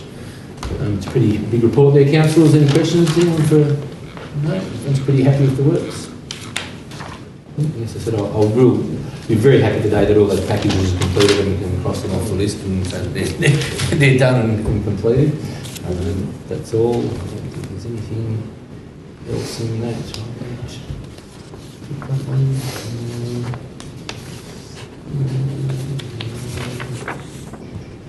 Just a question was the other one was the with the EPA, is the EPA only talking about not accepting that the dirt from Pullabooka, or is it an issue with actually doing the drainage work? It's not accepting things because of we have a dirt, drainage clearance. So we have to send them. I'm unsure about these things, but we have to send them that if this soil is compatible enough, then they will give us the go signal. Then council will put all the darts from drainage works. Will be go to the Carragwell tips. So we have to fill up because there is a asbestos issue. Through the mayor, Mr. Luke is in here. So more the question was whether the EPA was interested in the table drain work or just the fill going to the tip. That was all. No. EP is not interested about the drainage work. Okay. So they're only interested in whether the fill is appropriate to be used on the tip. That's all. No, thank you very much. Any other questions, councillors?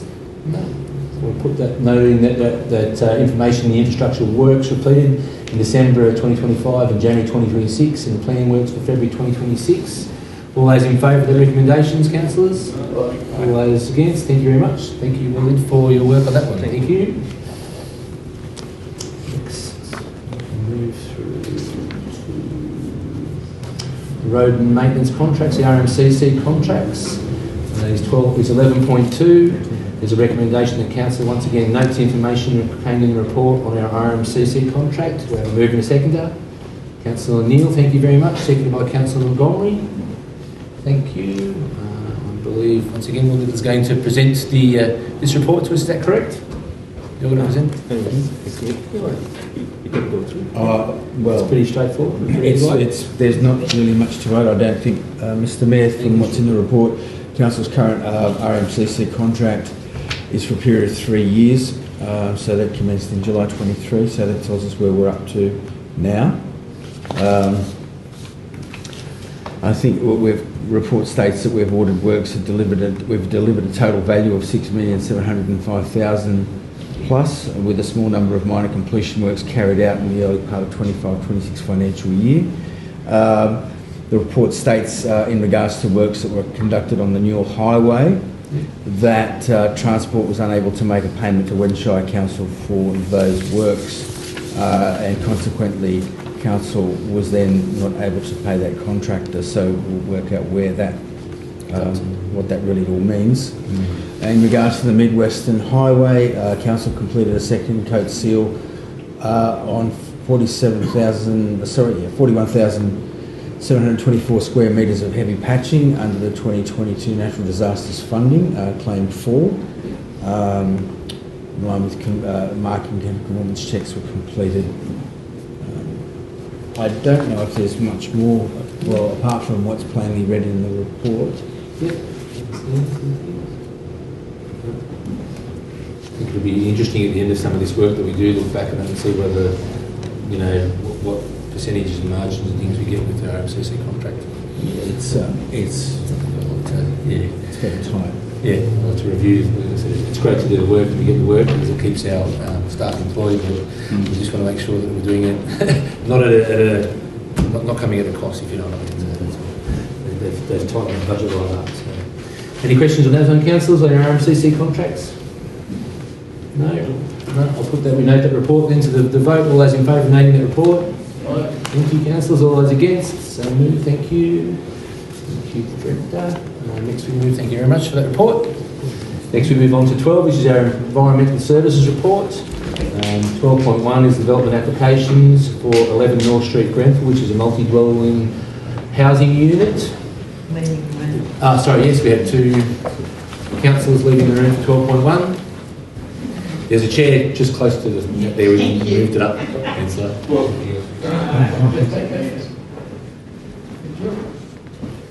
Thank you very much. So we have some recommendations, 3 recommendations here. Recommendation on this one is that council notes that the reason for the decision is that the proposal largely complies with section 415 of the Environmental Planning and Assessment Act 1979. 2, the section 455(1)A modification application to amend development consent 13-2019 be approved subject to the modification conditions of consent listed in Appendix A to the assessment report and be signed under delegated authority by the General Manager.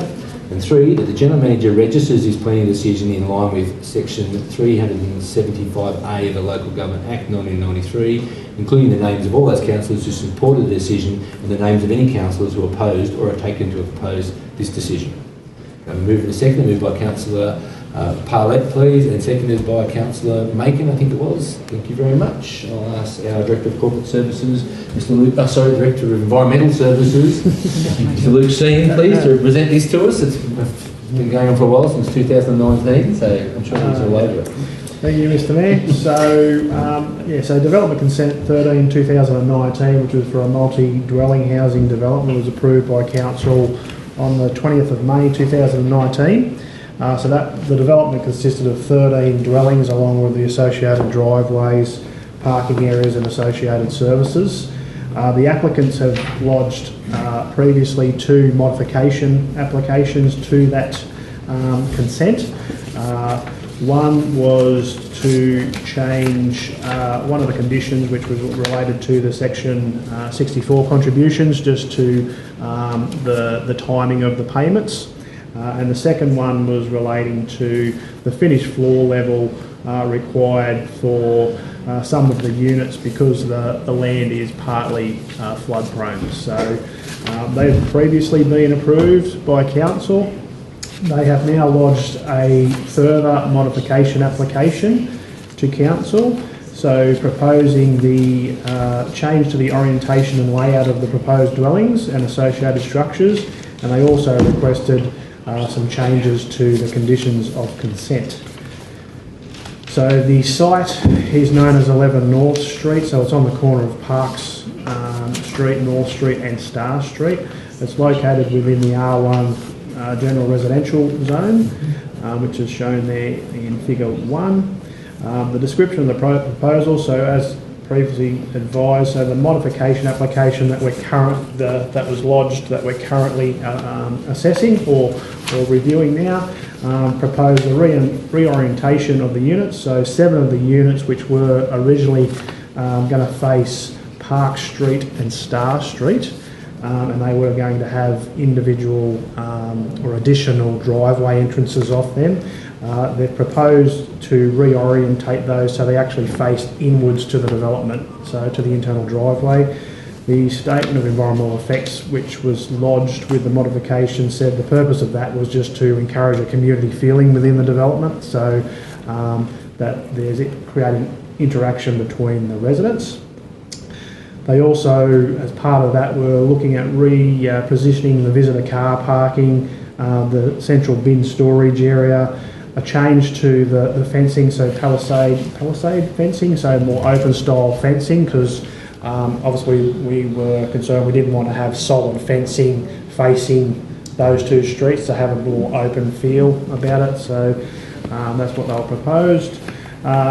They also had a request to change or remove condition 8.2 of the development consent, which is around curb and guttering. They're looking to stage the development into 2 separate stages. They also are included on the original request or modification application was for the waiving of the construction certificate fees, the sewer and headworks charges and developer contributions, and also a change to condition 7.1 of the development consent. So during the assessment of the modification application, there was a number of matters which were asked for the applicant to address, and they are outlined in table 1.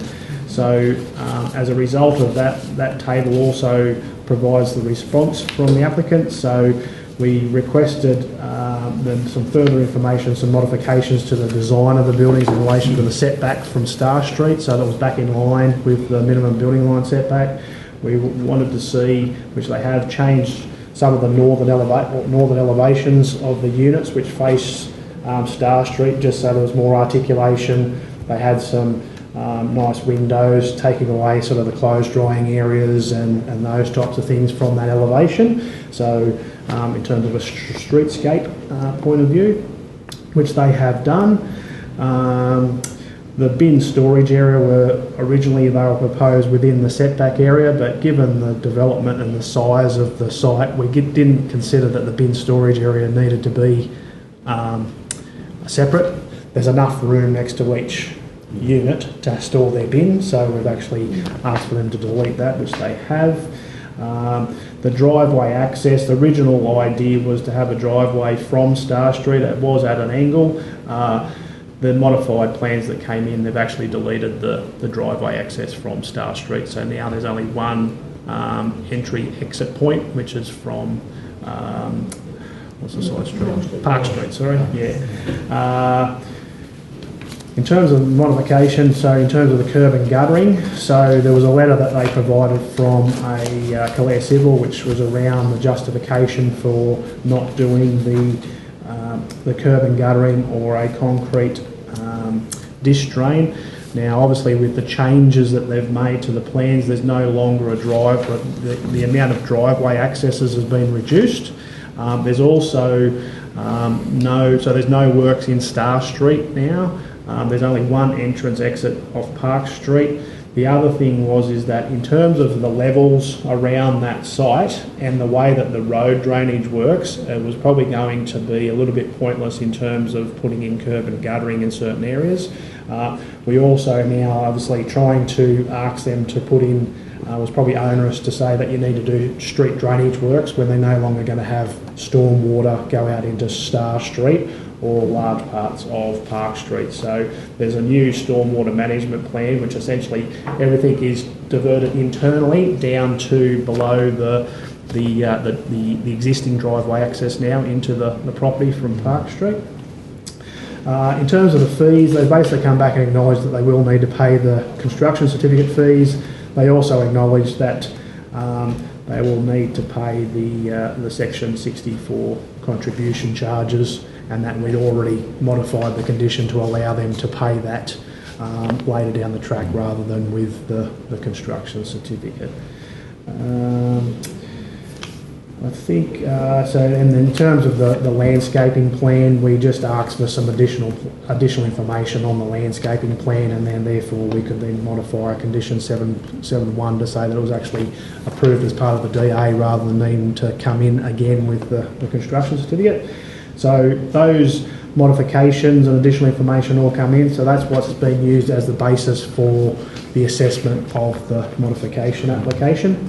So then as part of the assessment, the first port of call for us is that we have to actually make sure that it fits within the test to be a modification under the legislation, which we have. It does. We've gone through that test. Then there's an environmental impact assessment done, so largely the development is still the same. As I said, it's just some modifications in terms of the internal design. It's permitted within the zone. Flood planning hasn't changed significantly.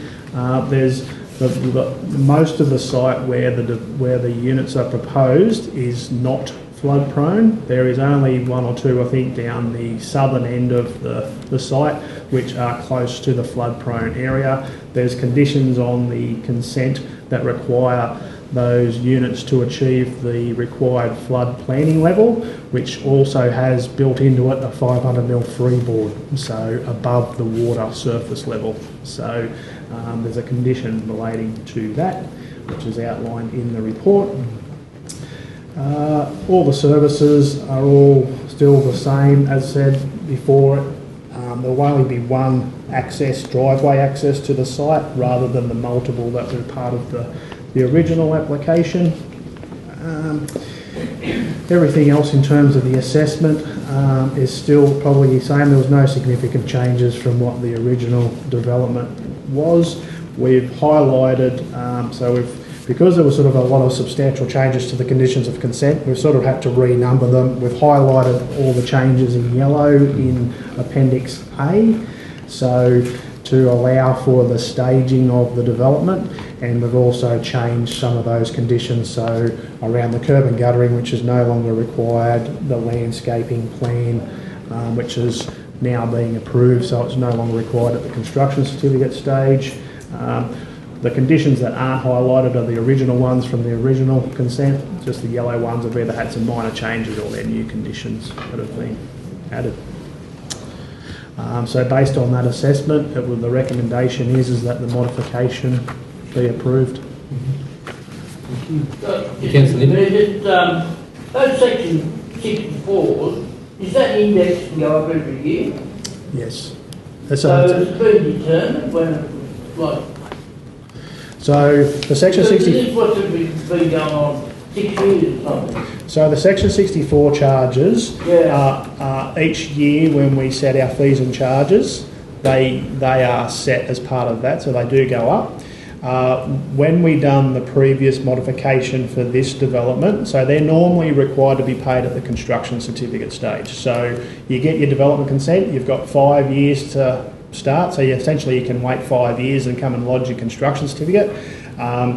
So they originally were, in terms of grant funding, I think was the issue, is that they were thinking they had to get a construction certificate, but they were hoping the grant would pay for the Section 64 charges. So we've changed the condition, but one of the changes we've said, we will only charge them the Section 64 charges, which would have been applicable when they lodged the construction certificate, so that they're not out of pocket if they take 3 or 4 years to complete the development and the Section 64 charges go up over those 4 years. We will sort of only charge them for what it would have been at the time of the construction certificate. Okay. So. But you only paid Section 64 once, don't you? Yeah. It's only because, as I said, normally in a normal situation, our policy says when you lodge your construction certificate, you pay it at that stage. Because we've delayed payment for this project only, we just thought it was important not to disadvantage them, to say, well, it might go up, whatever, 5% or whatever it is, that they'll only be responsible for. Yeah. It sounds like a really great example of like a developer working really well with council, doesn't it? Like, is that correct? Like they've worked, it seems like you've gone backwards and forwards, and they've they've done a really great job of modifying their things to suit.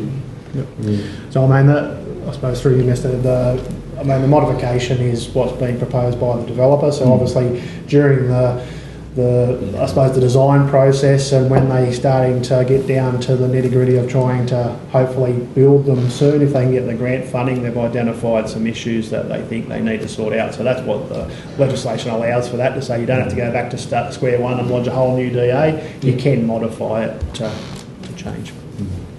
Councillor Parlett? I just want to thank our director. It was a very comprehensive report and very clear for us to understand, and for the work that you are doing with our community organisation, because this is an important project, especially given our housing circumstances and our ageing population. So credit to the senior citizens, and thank you for your work and working with them so well. Thank you. Councillor Makin? You said through you, Mr. Mayor, to the director that obviously waiting, or maybe waiting for grant funding, so there's no timestamp when work has to be started? So any development consent has got a 5-year period where you have to physically commence work, otherwise it lapses.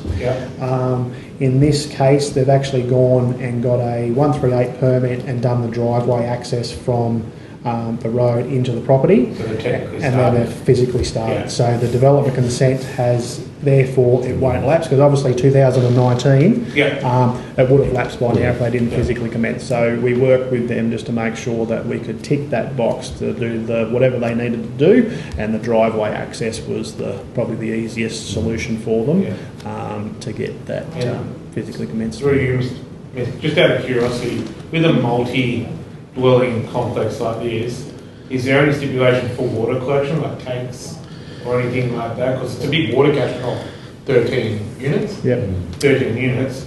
Do they have to put tanks in, or just have stormwater? So through you, there will be some rainwater tanks, so required under the BASICS process, which is an energy efficiency, water efficiency the state government require for houses. So they'll have small tanks on them. When we start having bigger developments, we actually ask for a stormwater management plan, so that we don't want to things like flood the street, or so they have a stormwater management plan which will come in to say, look, they can retain enough water on site and slowly let that out into the street. So that might be already in the floodplain area. You have 13 units with a massive catchment of water going out. I was the same thing. That's the thing that's concerned me about it. I know Councillor Neal concerned him as well. Same thing of making sure that the Emu Creek, that we're not actually the development's not going to impact that and flood somebody else and flood other issues. We've had some houses on Emu Creek flooded in previously, but it looks like they've addressed it all. They've looked at it. And no, it was a storm. Like I said, it was the curb and guttering. It was a big expense, but also whether it was. I can understand it when they have 6 driveways and you're going to have issues in between them, washing away and all that. But they've obviously addressed it by turning the building around and only having one driveway now. So I think it's really good. They've addressed it all. So there's no more comments on that one, councillors? No more questions of the director? No. So I will read it out because it is a development application. It's in the planning. We have to sort of make sure. So the recommendation is that council notes the reason for the decision is that the proposal largely complies with section 415 of the Environmental Planning and Assessment Act 1979. 2, the section 4.55(1)A modification application to amend development consent 13-2019 be approved subject to the modified conditions of consent listed in Appendix A to the assessment report and be signed under delegated authority by the General Manager. And 3, that the General Manager registers the planning decision in line with Section 375A of the Local Government Act 1993, including the names of the councillors who supported the decision and any names of councillors who oppose or are taken to oppose the action of the decision. So in that case, I'll put those recommendations to the vote. All those in favour of those recommendations, please raise your hands. Yep, we've got a division. We've got everyone in favour, so that's good. So we've got a unanimous. Thank you very much. So we're going to record anyone opposed to it. That one's passed. Thank you very much, councillors. Thank you very much, Director.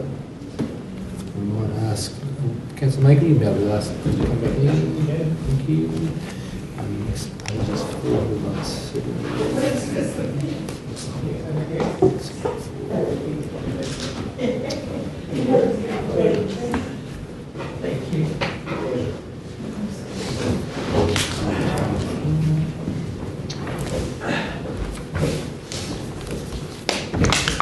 Councillor, just for noting that those recommendations were passed.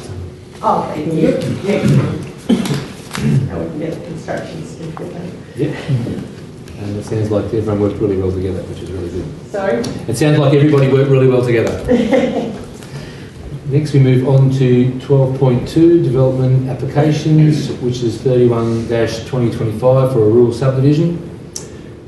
Once again, council recommendations are, the council notes that the reason for this decision is that the proposal largely complies with section 4.15 of the Environmental Planning and Assessment Act 1979.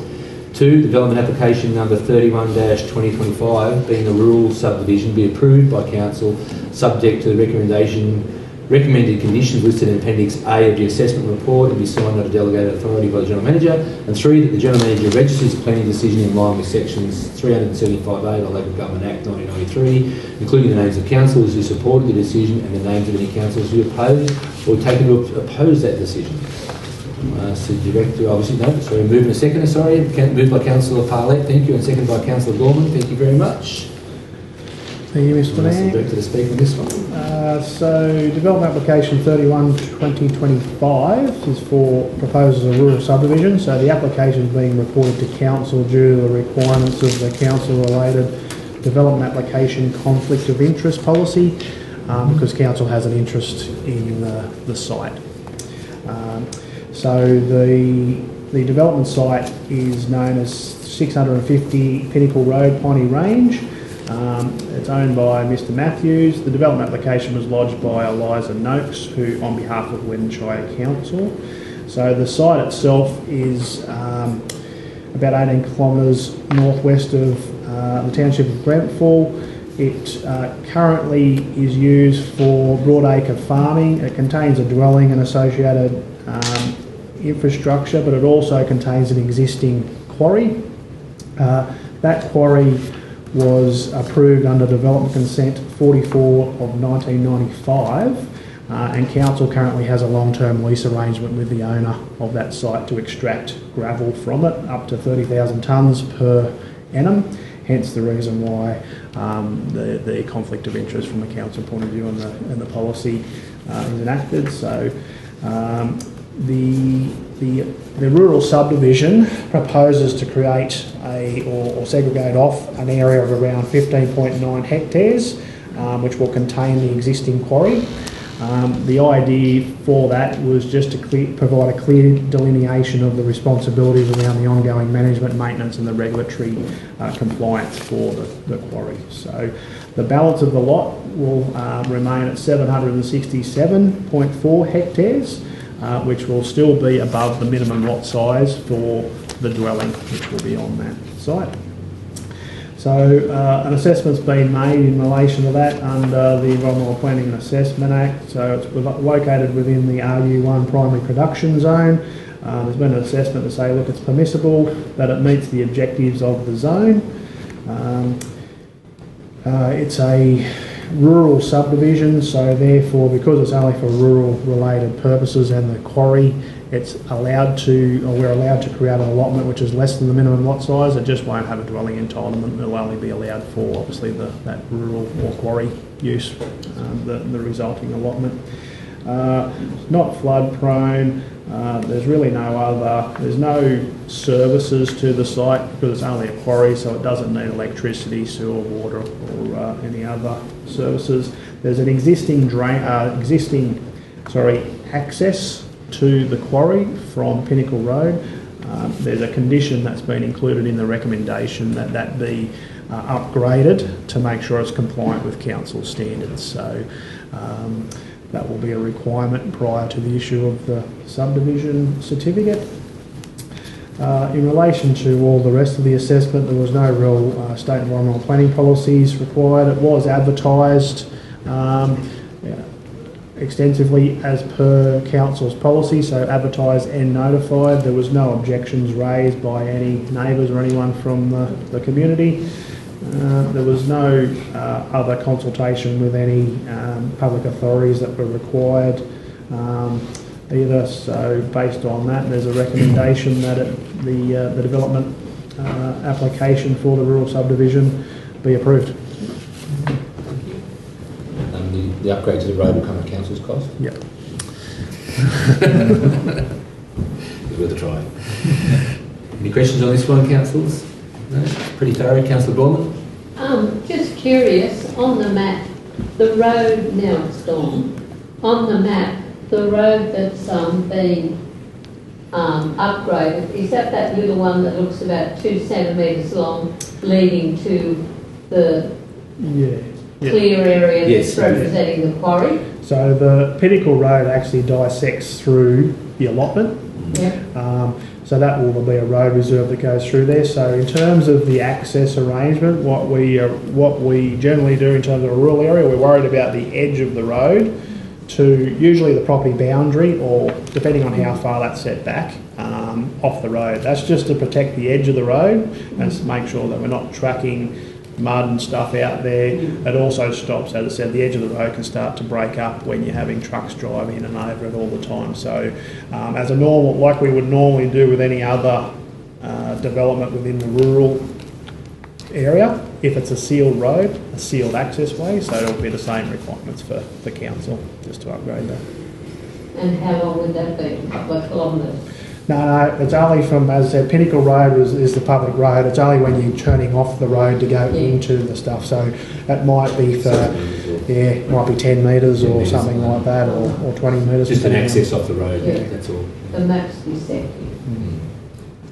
without a scale. So what happens to the existing dwelling now? Just it can remain. So it'll just remain on the residual allotment, and then there'll be that 15 hectare allotment which will be carved off and be its own lot and DP. You said it's on a big enough that it comes, still be. So the minimum lot size is 400, and I think it was still 600 or 700 sort of hectares. Through you, Mr. Mayor. So that black outline is the existing allotment, and then this subdivision will be a small allotment within that. Yeah, so pretty much where the existing quarry is, it'll be a small little 15 hectare allotment, just immediately. No map showing the projected. In the plans accompanying the report, it'll just say it'll show that there's just a small little 15 hectare allotment to be created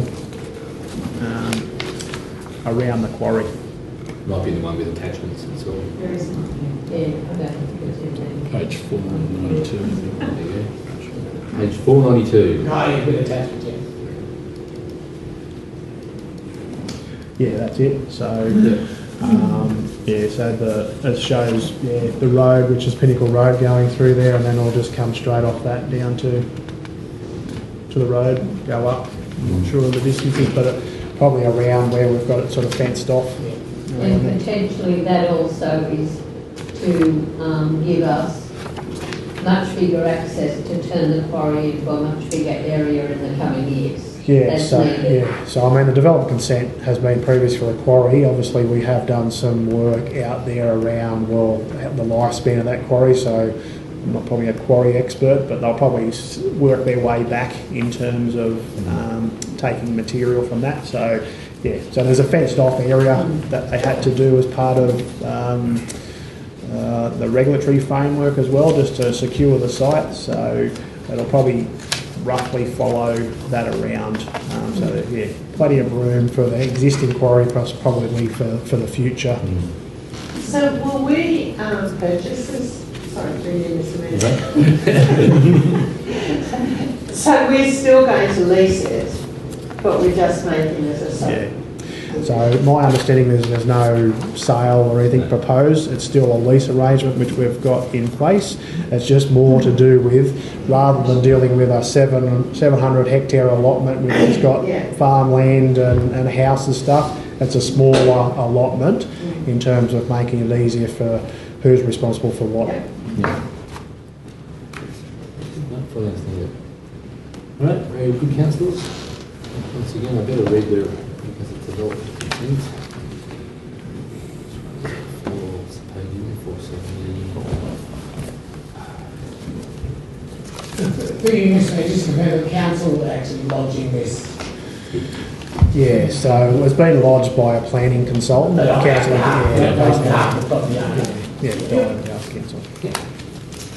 Once again, I'll read the recommendations our council then. Council notes that the reason for the decision is that the proposal largely complies with section 415 of the Environment Planning and Assessment Act. 2, development application number 31-2025 being for a rural subdivision be approved by council subject to the recommended conditions listed in Appendix A of the assessment report and be signed under delegated authority by General Manager. And 3, that the General Manager registers the planning decision in line with section 375A of the Local Government Act, including the names of councillors who supported it, the decision and the names of any councillors who oppose or have taken to oppose the decision. Being said then, I'll put those recommendations to vote. Councillors, all those in favour of those recommendations, raise your hand please. Thank you. It's unanimous. So all those against? No, thank you. Very good. 10. Thank you.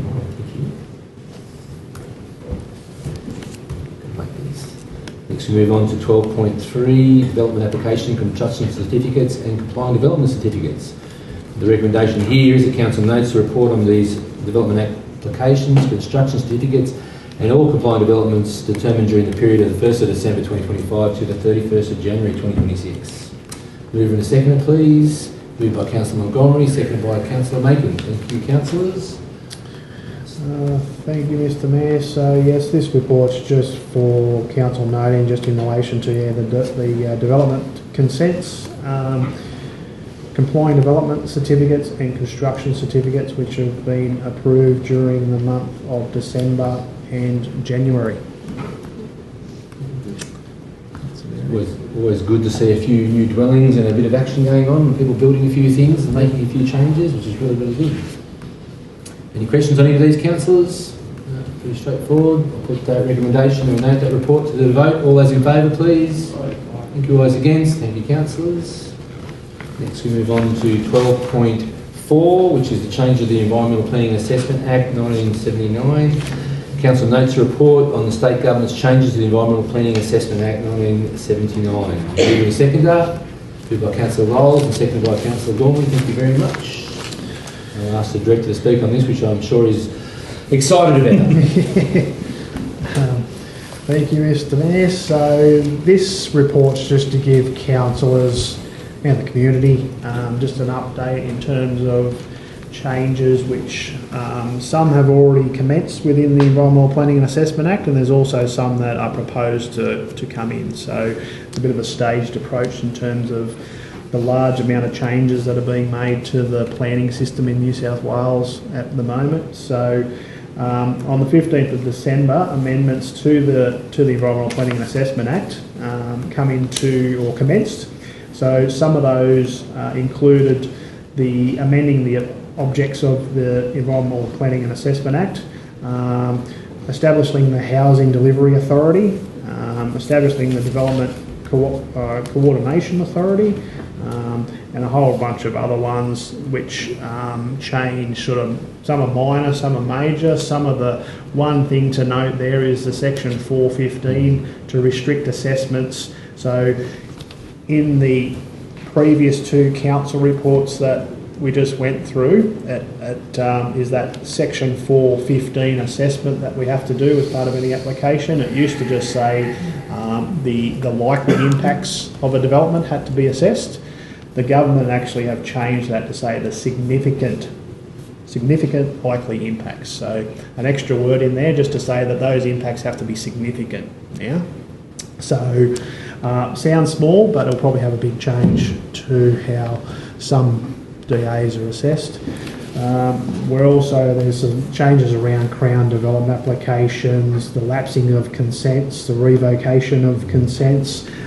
Just to give you a bit of an idea in terms of some of those changes is that the objects of the Act, there's been some new objectives which is around prioritising housing, supply, improving land use productivity, addressing the challenges of climate change and promoting proportionate risk-based development assessment.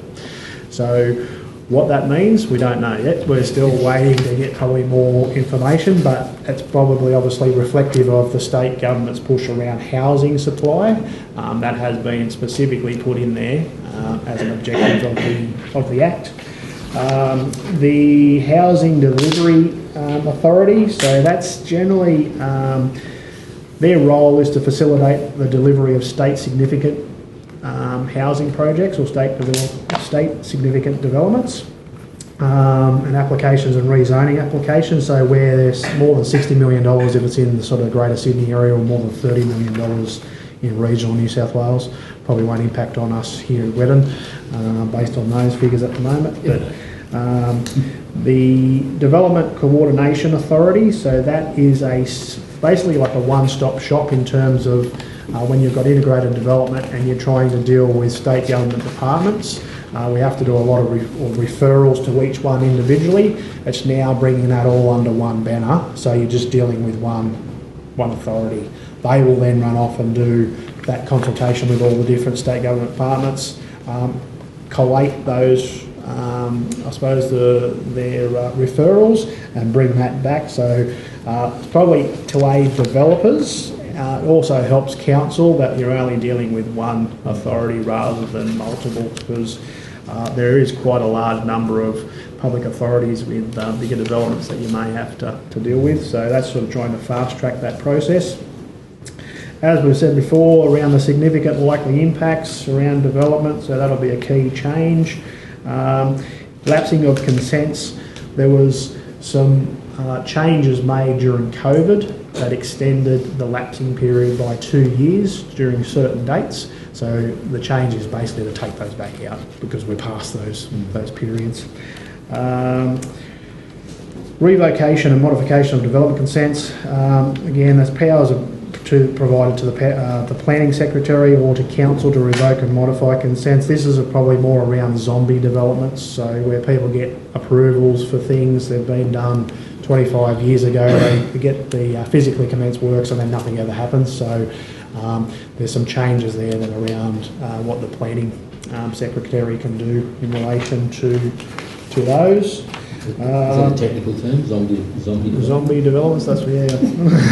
Very common in coastal areas. Yeah. So I suppose leading on to one of the key changes that has been a concern raised by many councils is around the abolishing the Sydney District and Regional Planning Panels. So generally if we had a regionally significant development, it would go to a regional planning panel and council had representation on those. So they're all going to be abolished and they're moving towards local planning panels. We don't have a lot of information in relation to that at the moment. So the concern was whether what developments are going to have to go through that planning panel. Local planning panel, we don't have one at the moment. There's only very few in New South Wales and they're sort of more concentrated around the Sydney area and the Hunter and Central Coast. So the people on those panels are actually appointed by the planning minister, so council has no control over those. So he does the hiring and firing of the panel members. I suppose the legislation has been changed to allow for the introduction of planning panels more broadly, but it's also going to allow that a planning panel can be over multiple local government areas. So we may be, as I said, sharing a local planning panel with 2, 3, we don't know, local government areas. So we're still waiting on probably some more information how that will work. The other thing will be is that what developments will need to go to the local planning panel. So that would mean that if it's triggered, that won't come to council for determination, it will go to the local planning panel. So if that's reflective of what the regionally significant developments are, then we probably won't have too many. The last one that we had, which was the solar farm out in the Maryville Way. That's probably the last one we've had in the last 5 years. But again, we're probably lacking detail from the government is that the planning minister has said he's going to look at the criteria for what goes to local planning panels. But until that comes out, we're we're just guessing. So hopefully that would mean that the large majority of stuff will still come through council and council will be the decision maker, but we never know. So that's generally the changes that have come in so far, and then as said in the report, there's a range of further changes which are slowly going to be coming in later this year as well. Thank you. I suppose the planning panel issue means puts a lot of pressure back on council, and doesn't it, to make sure that if we need to put a submission in that we, for a development, we're on top of that. Isn't it really? Because we could come through without any input from council whatsoever.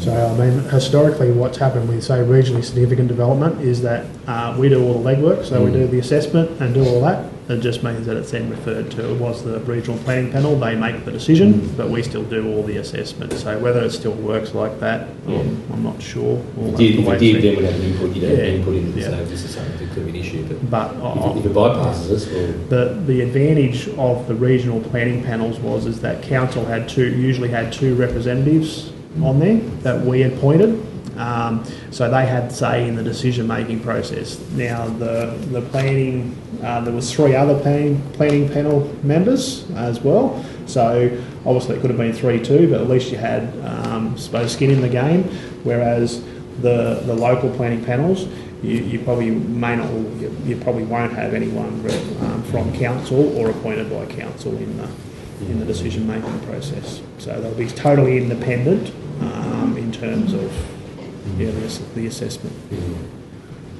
With the significant area, you know, taking it out, removing it to only be significant, is there guidelines of what constitutes significant? No. So, with a lot of this, I mean, that will be until someone challenges something in court, and then there's some case law around what's considered is significant. Yeah. There'll be a wait and see. I think the whole thing's a bit of a wait and see, isn't it? Any questions, councillors, of the director on that one? Through you, Mr. Mayor, that from your point of view, Lou, do you see them trying to streamline it or make it more difficult? Look, I think the intention is to try and streamline it. I think the intention is also to make it more pro-development in terms of, as I said, the current legislation says you've got to consider the likely impacts. Now, that's no matter how great or small, whereas it's probably putting more emphasis to say, look, it's got to be a significant impact before you is this sort of in response to the sort of trying to get houses for quicker to get Definitely, yeah. I mean, the other thing that they have introduced too is that they've changed the legislation, or the Act now calls up and refers to that the government can actually stipulate in the regulation what things that you can't consider as part of the assessment process. Now, one of those is that any development that may or is likely to result from the development but doesn't form part of the actual consent. So the only thing that I can think of off the top of my head would be, say, a subdivision. You can't consider what the building that might be resulting from that subdivision, that can't be considered as part of the assessment. Yeah. It'd be only the subdivision, and then it's a separate DA or separate process down there. Which is things that we have done in the past. Yeah.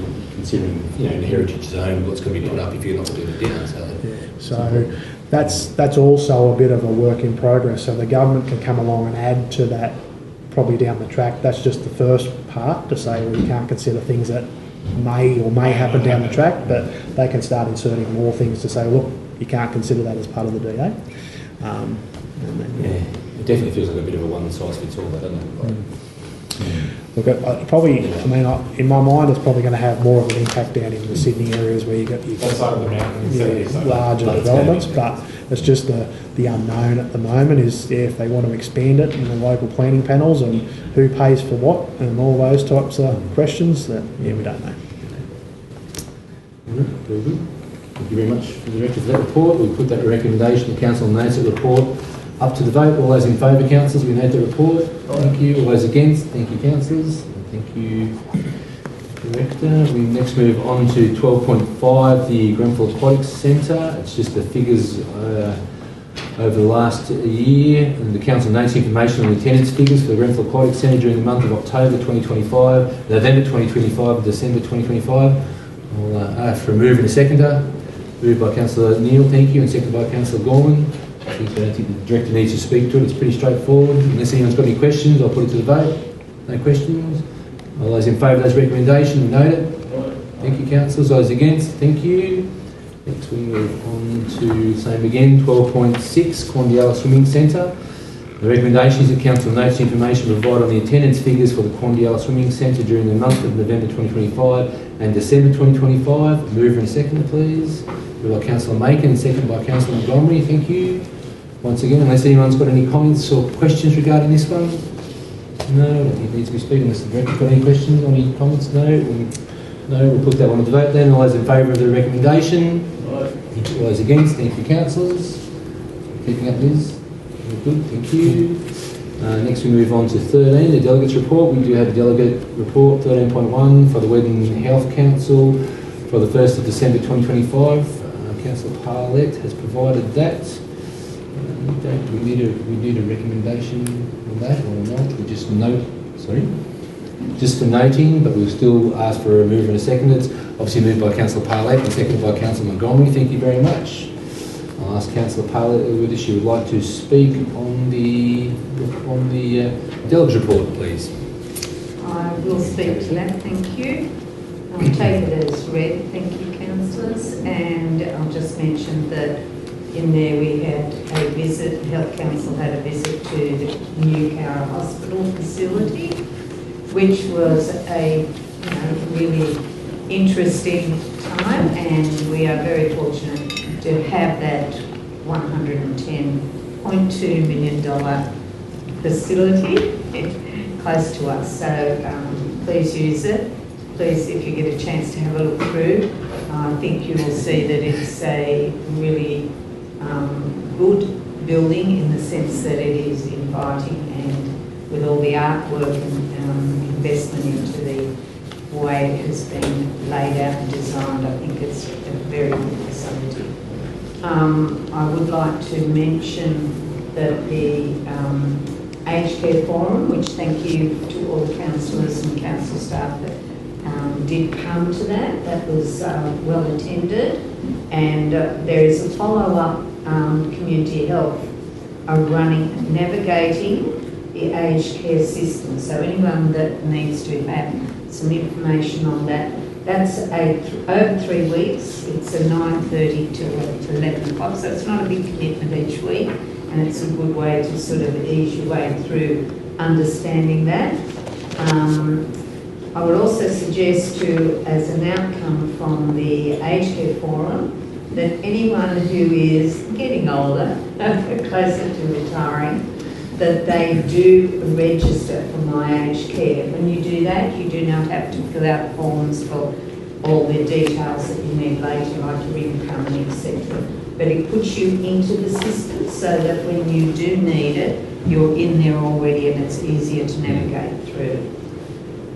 The other thing I would like to mention is Interagency holding a services day on the 27th of March. It's a Friday, and it will be held at the food hall and in the church grounds. We have about at least 20 service providers plus coming on that day, and it's a great opportunity for people in the community. I would invite all councillors and staff to pop down there and have a look. Morning tea will be provided, but it gives you an awareness of who is coming into our community and providing services, what services are available, because a lot of people aren't aware, and it gives you a chance informally to talk to providers and find out what's happening. So it will be a good day to just pop in. It's very relaxed, so please come, and community, please come along. We will get lots of invites out to that too. Do they have a time? Yes, 9 till 12. So morning to morning tea. Opportunity also to see the food hall if you have not been there, to see what that does do for our community and what it provides. It's an ideal time to have a look at what is happening in our community.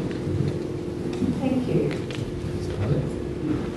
I had a procedure done in Cowra the other day, and I went through Cowra Hospital. That's why I didn't come along for the bus trip, but it's a beautiful facility. It's absolutely magnificent. It'd be great when it's finished with the car parking, but in terms of... car parking. Yeah, once it's car parking, you do have to park right up on top of the street. It's a fair walk down. I wouldn't like to be walking there if I was injured or something like that, but it's a beautiful facility. We can only hope we can get the same sort of work here on the MPS to that sort of standard. So it's beautiful. Yeah, thank you, Councillor I probably should have mentioned there that the Health Council is still trailblazing and has not forgotten, and we are doing everything we can to get that MPS upgrade. Thank you. If no questions on Councillor Parlett, I'll put that to note that report. Thank you for the delegates report, councillors. All those in favour of noting the report? Thank you. All those against? Thank you, councillors. Unanimous. Next we move on to 14, the minutes of the committee meetings. We have the council adopts the recommendation, that council adopts the minutes of the Australia Day Executive Committee meeting, which is on the 20th of January 2026. There's no comments on that, councillors? No. Oh, sorry, Councillor. Yes, Montgomery. Oh no, but it wasn't. Oh, sorry, yes. Moved by Councillor Montgomery, you've got to hear me. Moved by Councillor Montgomery, seconded by Councillor Gorman. Thank you very much. Any questions on that, councillors? No, I just want to thank the committee on all their work. It was a great Australia Day. They did a great job. And this year was one of the years I just thought it worked out really well, even though it was an absolutely very, very hot day, but it sort of held off until the middle of the day, which was really good. It was a really nice morning. So thank you very much to that committee. So all those in favour then of adopting those report, please, councillors. Thank you. All those against? Thank you, councillors. Next we move on. Which one's the next one? So it's 5:31. Thank you. 540 pages, it's a lot to get through. Next we have council committees requiring action, which is the minutes of the Henry Lawson Festival of Arts Committee, held by the 10th of September 2025, the 14th of January 2026, and the annual general meeting of the 10th of September 2025. Recommendation is that council adopts the minutes of them, and yes, as read. So I'll move and second if that please. Moved by Councillor Parlett, seconded by Councillor Gorman. Thank you very much. If any questions on those, councillors? If not, we'll take those minutes as read. Thank you. All those in favour of the recommendation? Thank you, councillors. All those against? Thank you.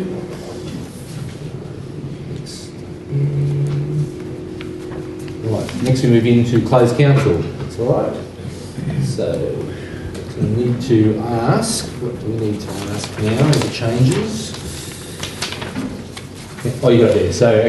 So at the moment of closed council, the General Manager will advise the council if any written submissions have been received relating to any items which are advertised for consideration by a closed meeting of the Weddin Shire Council. And as I, the Mayor, will extend an invitation to any members of the public present at the meeting to make any representation to council as whether or not the meeting should be closed for a particular item.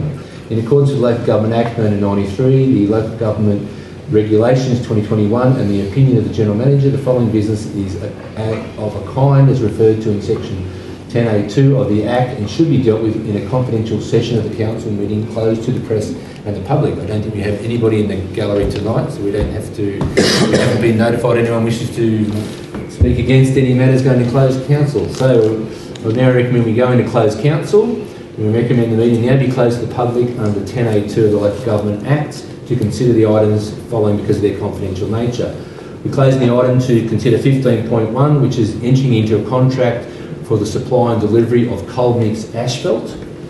This matter is considered to be confidential under section 10A2C and D1 of the Local Government Act, and council is satisfied that discussions of this matter in an open meeting would be on balance be contrary to the public interest, as it deals with information that would, if disclosed, confer a commercial advantage of a person to whom the council is conducting or proposed to conduct business, and commercial information of a confidential nature that would, if disclosed, prejudice the commercial position of that person who supplied it. So this one we are seeking, council is actually seeking to endorse and accept some signed contracts for the supply of some cold mix asphalt for the regional procurement request for tender RFT S2 2025. That's that one. Next we're also going to be discussing 15.2, which is the entering into contracts for the supply and delivery of concrete stormwater drainage pipes. This matter is considered to be confidential under 10A2 D1 of the Local Government Act, and council is satisfied that discussion of this matter in an open meeting would on balance be contrary to public interest, as it deals with commercial information of a confidential nature that would, if disclosed, prejudice the commercial position of the person who supplied it. Next we move on to 15.3, which is again a request for tender 15/2025 for the provision of bitumen sealing surfaces for our local and regional roads. This matter is also considered to be confidential under section 10A2, D1 and D2 of the Local Government Act, and council is satisfied that discussion of this matter in an open meeting would on balance be contrary to public interest, as it deals with commercial information of a confidential nature that would, if disclosed, prejudice the commercial position of the person who supplied it, and information that would, if disclosed, confer a commercial advantage on a competitor of council. So actually, that one we said we're overviewing some requests for tender for provision of a bitumen sealing services. Next is 15.4, which is a request for tender 14-2025 for the provision of part service stabilisation for our local and regional roads. This matter is considered to be confidential under 10A2, D1 and D2 of the Local Government Act, and council is satisfied that discussion of this matter in an open meeting would on balance be contrary to public interest, as it deals with commercial information of a confidential nature that would, if disclosed, prejudice the commercial position of the person who supplied it, and information that would, if disclosed, confer a commercial advantage on a competitor of council. They're the reasons we're going into closed council at the moment. To discuss those items, I'll have a move and a second to go into closed council. Moved by Councillor Rolls, seconded by Councillor Neal. Thank you very much. All those in favour of going into closed council, councillors? All those against? Thank you, councillors.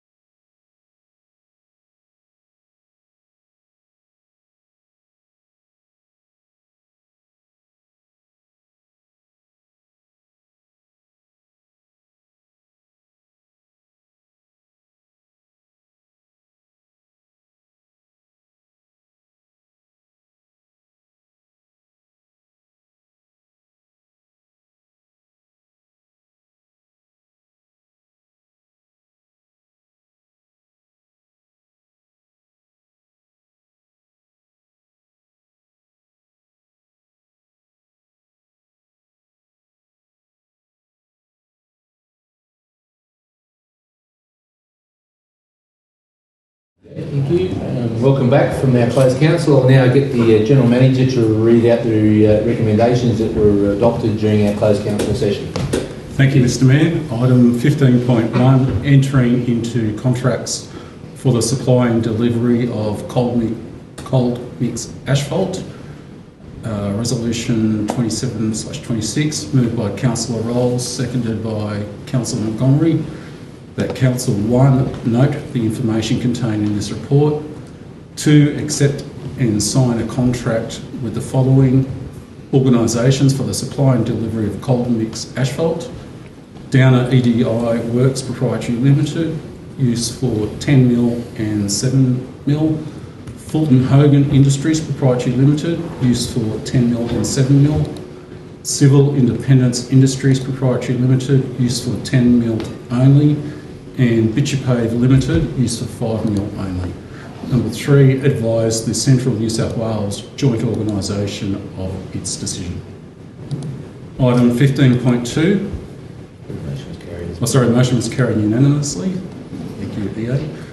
Item 15.2, entering into contracts for the supply and delivery of concrete stormwater drainage pipes. Resolution 28/26, moved Councillor Montgomery, seconded Deputy Mayor Gorman. That Council 1, accept and sign a contract with Wholesome Australia Proprietary Limited for the supply and delivery of concrete stormwater drainage pipes. Number 2, advise the Central New South Wales joint organisation of its decision. The motion was carried unanimously. Item 15.3, RFT 15/2025, provision of bitumen sealing services, local and regional roads, resolution 29/26.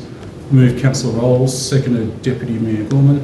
That Council 1, receive and note the information in this report regarding the provision of bitumen sealing services, local and regional roads, RFT 15/2025.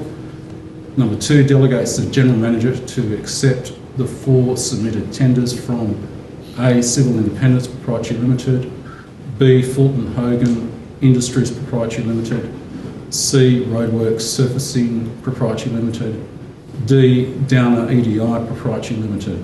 Number 3, delegates the General Manager to enter into a contract with the contractors listed in 2A to D above from a panel contract for the provision of bitumen sealing services for local and regional roads for the 24-month period from 19 February 2026 to 19 February 2028. Part 4, delegates that the General Manager can extend the panel contract prior to expiration up to 12 months if a further panel has not been established prior to the expiration date in accordance with the tender provisions and in mutual agreement with the contractor. The motion was carried unanimously. Item 15.4, RFT 14/2025, provision of parts service stabilisation for local/regional roads, resolution 30/26. Moved Councillor Macon, seconded Councillor Rolls. That Council 1, note the information in the report regarding the provision of part service stabilisation, Council Roads, RFT 14/2025. Part 2, delegates the General Manager to accept the following 5 submitted tenders from A, Stable Fix Proprietary Limited, B, Stable Corp Proprietary Limited, C, Fulton Hogan Industries Proprietary Limited, D, Roadworks Surfacing Proprietary Limited, E, Stabilised Pavements of Australia Proprietary Limited. Part 3, delegates the General Manager to enter into a contract with the contractors listed at 2A to 2E above to form a panel contract for the provision of parts service stabilisation for local and regional roads for the 24-month period from 19th of February 2026 to 19th of February 2028. Part 4, delegates that the General Manager can extend the panel contract prior to its expiration up to 12 months if a further panel has not been established prior to the expiration date in accordance with the tender provisions and in mutual agreement with the contractor. The motion was carried unanimously. Thank you very much, Mr. General Manager. Right, that's it for the evening for our ordinary council meeting, 19th of February. Thank you everyone for your attendance. Thank you for the staff. Once again, welcome to Mr. Sykes, Matthew Sykes here for our new General Manager. Welcome to Mr. Manners. Thank you very much for coming. Thank you, Mr. Mayor. Thank you, Councillor. Hope you're enjoying your first council meeting. Thank you, Wally, as well for your input for this meeting. And once again, we're sorry to see you go, Cashman. But I hope you whatever you do in the future, I hope it's wonderful for you. Thank you. I'm sorry to leave. No, it's all good. Sorry to be leaving. Sorry to be leaving. I mean, you have to do what you have to do. So we have a move and a second to close the meeting this time. Moved by Councillor Macon and seconded by Councillor Montgomery. Thank you very much. All those in favour of closing the meeting? All those against? Thank you, councillors. Thank you. Thank you, staff.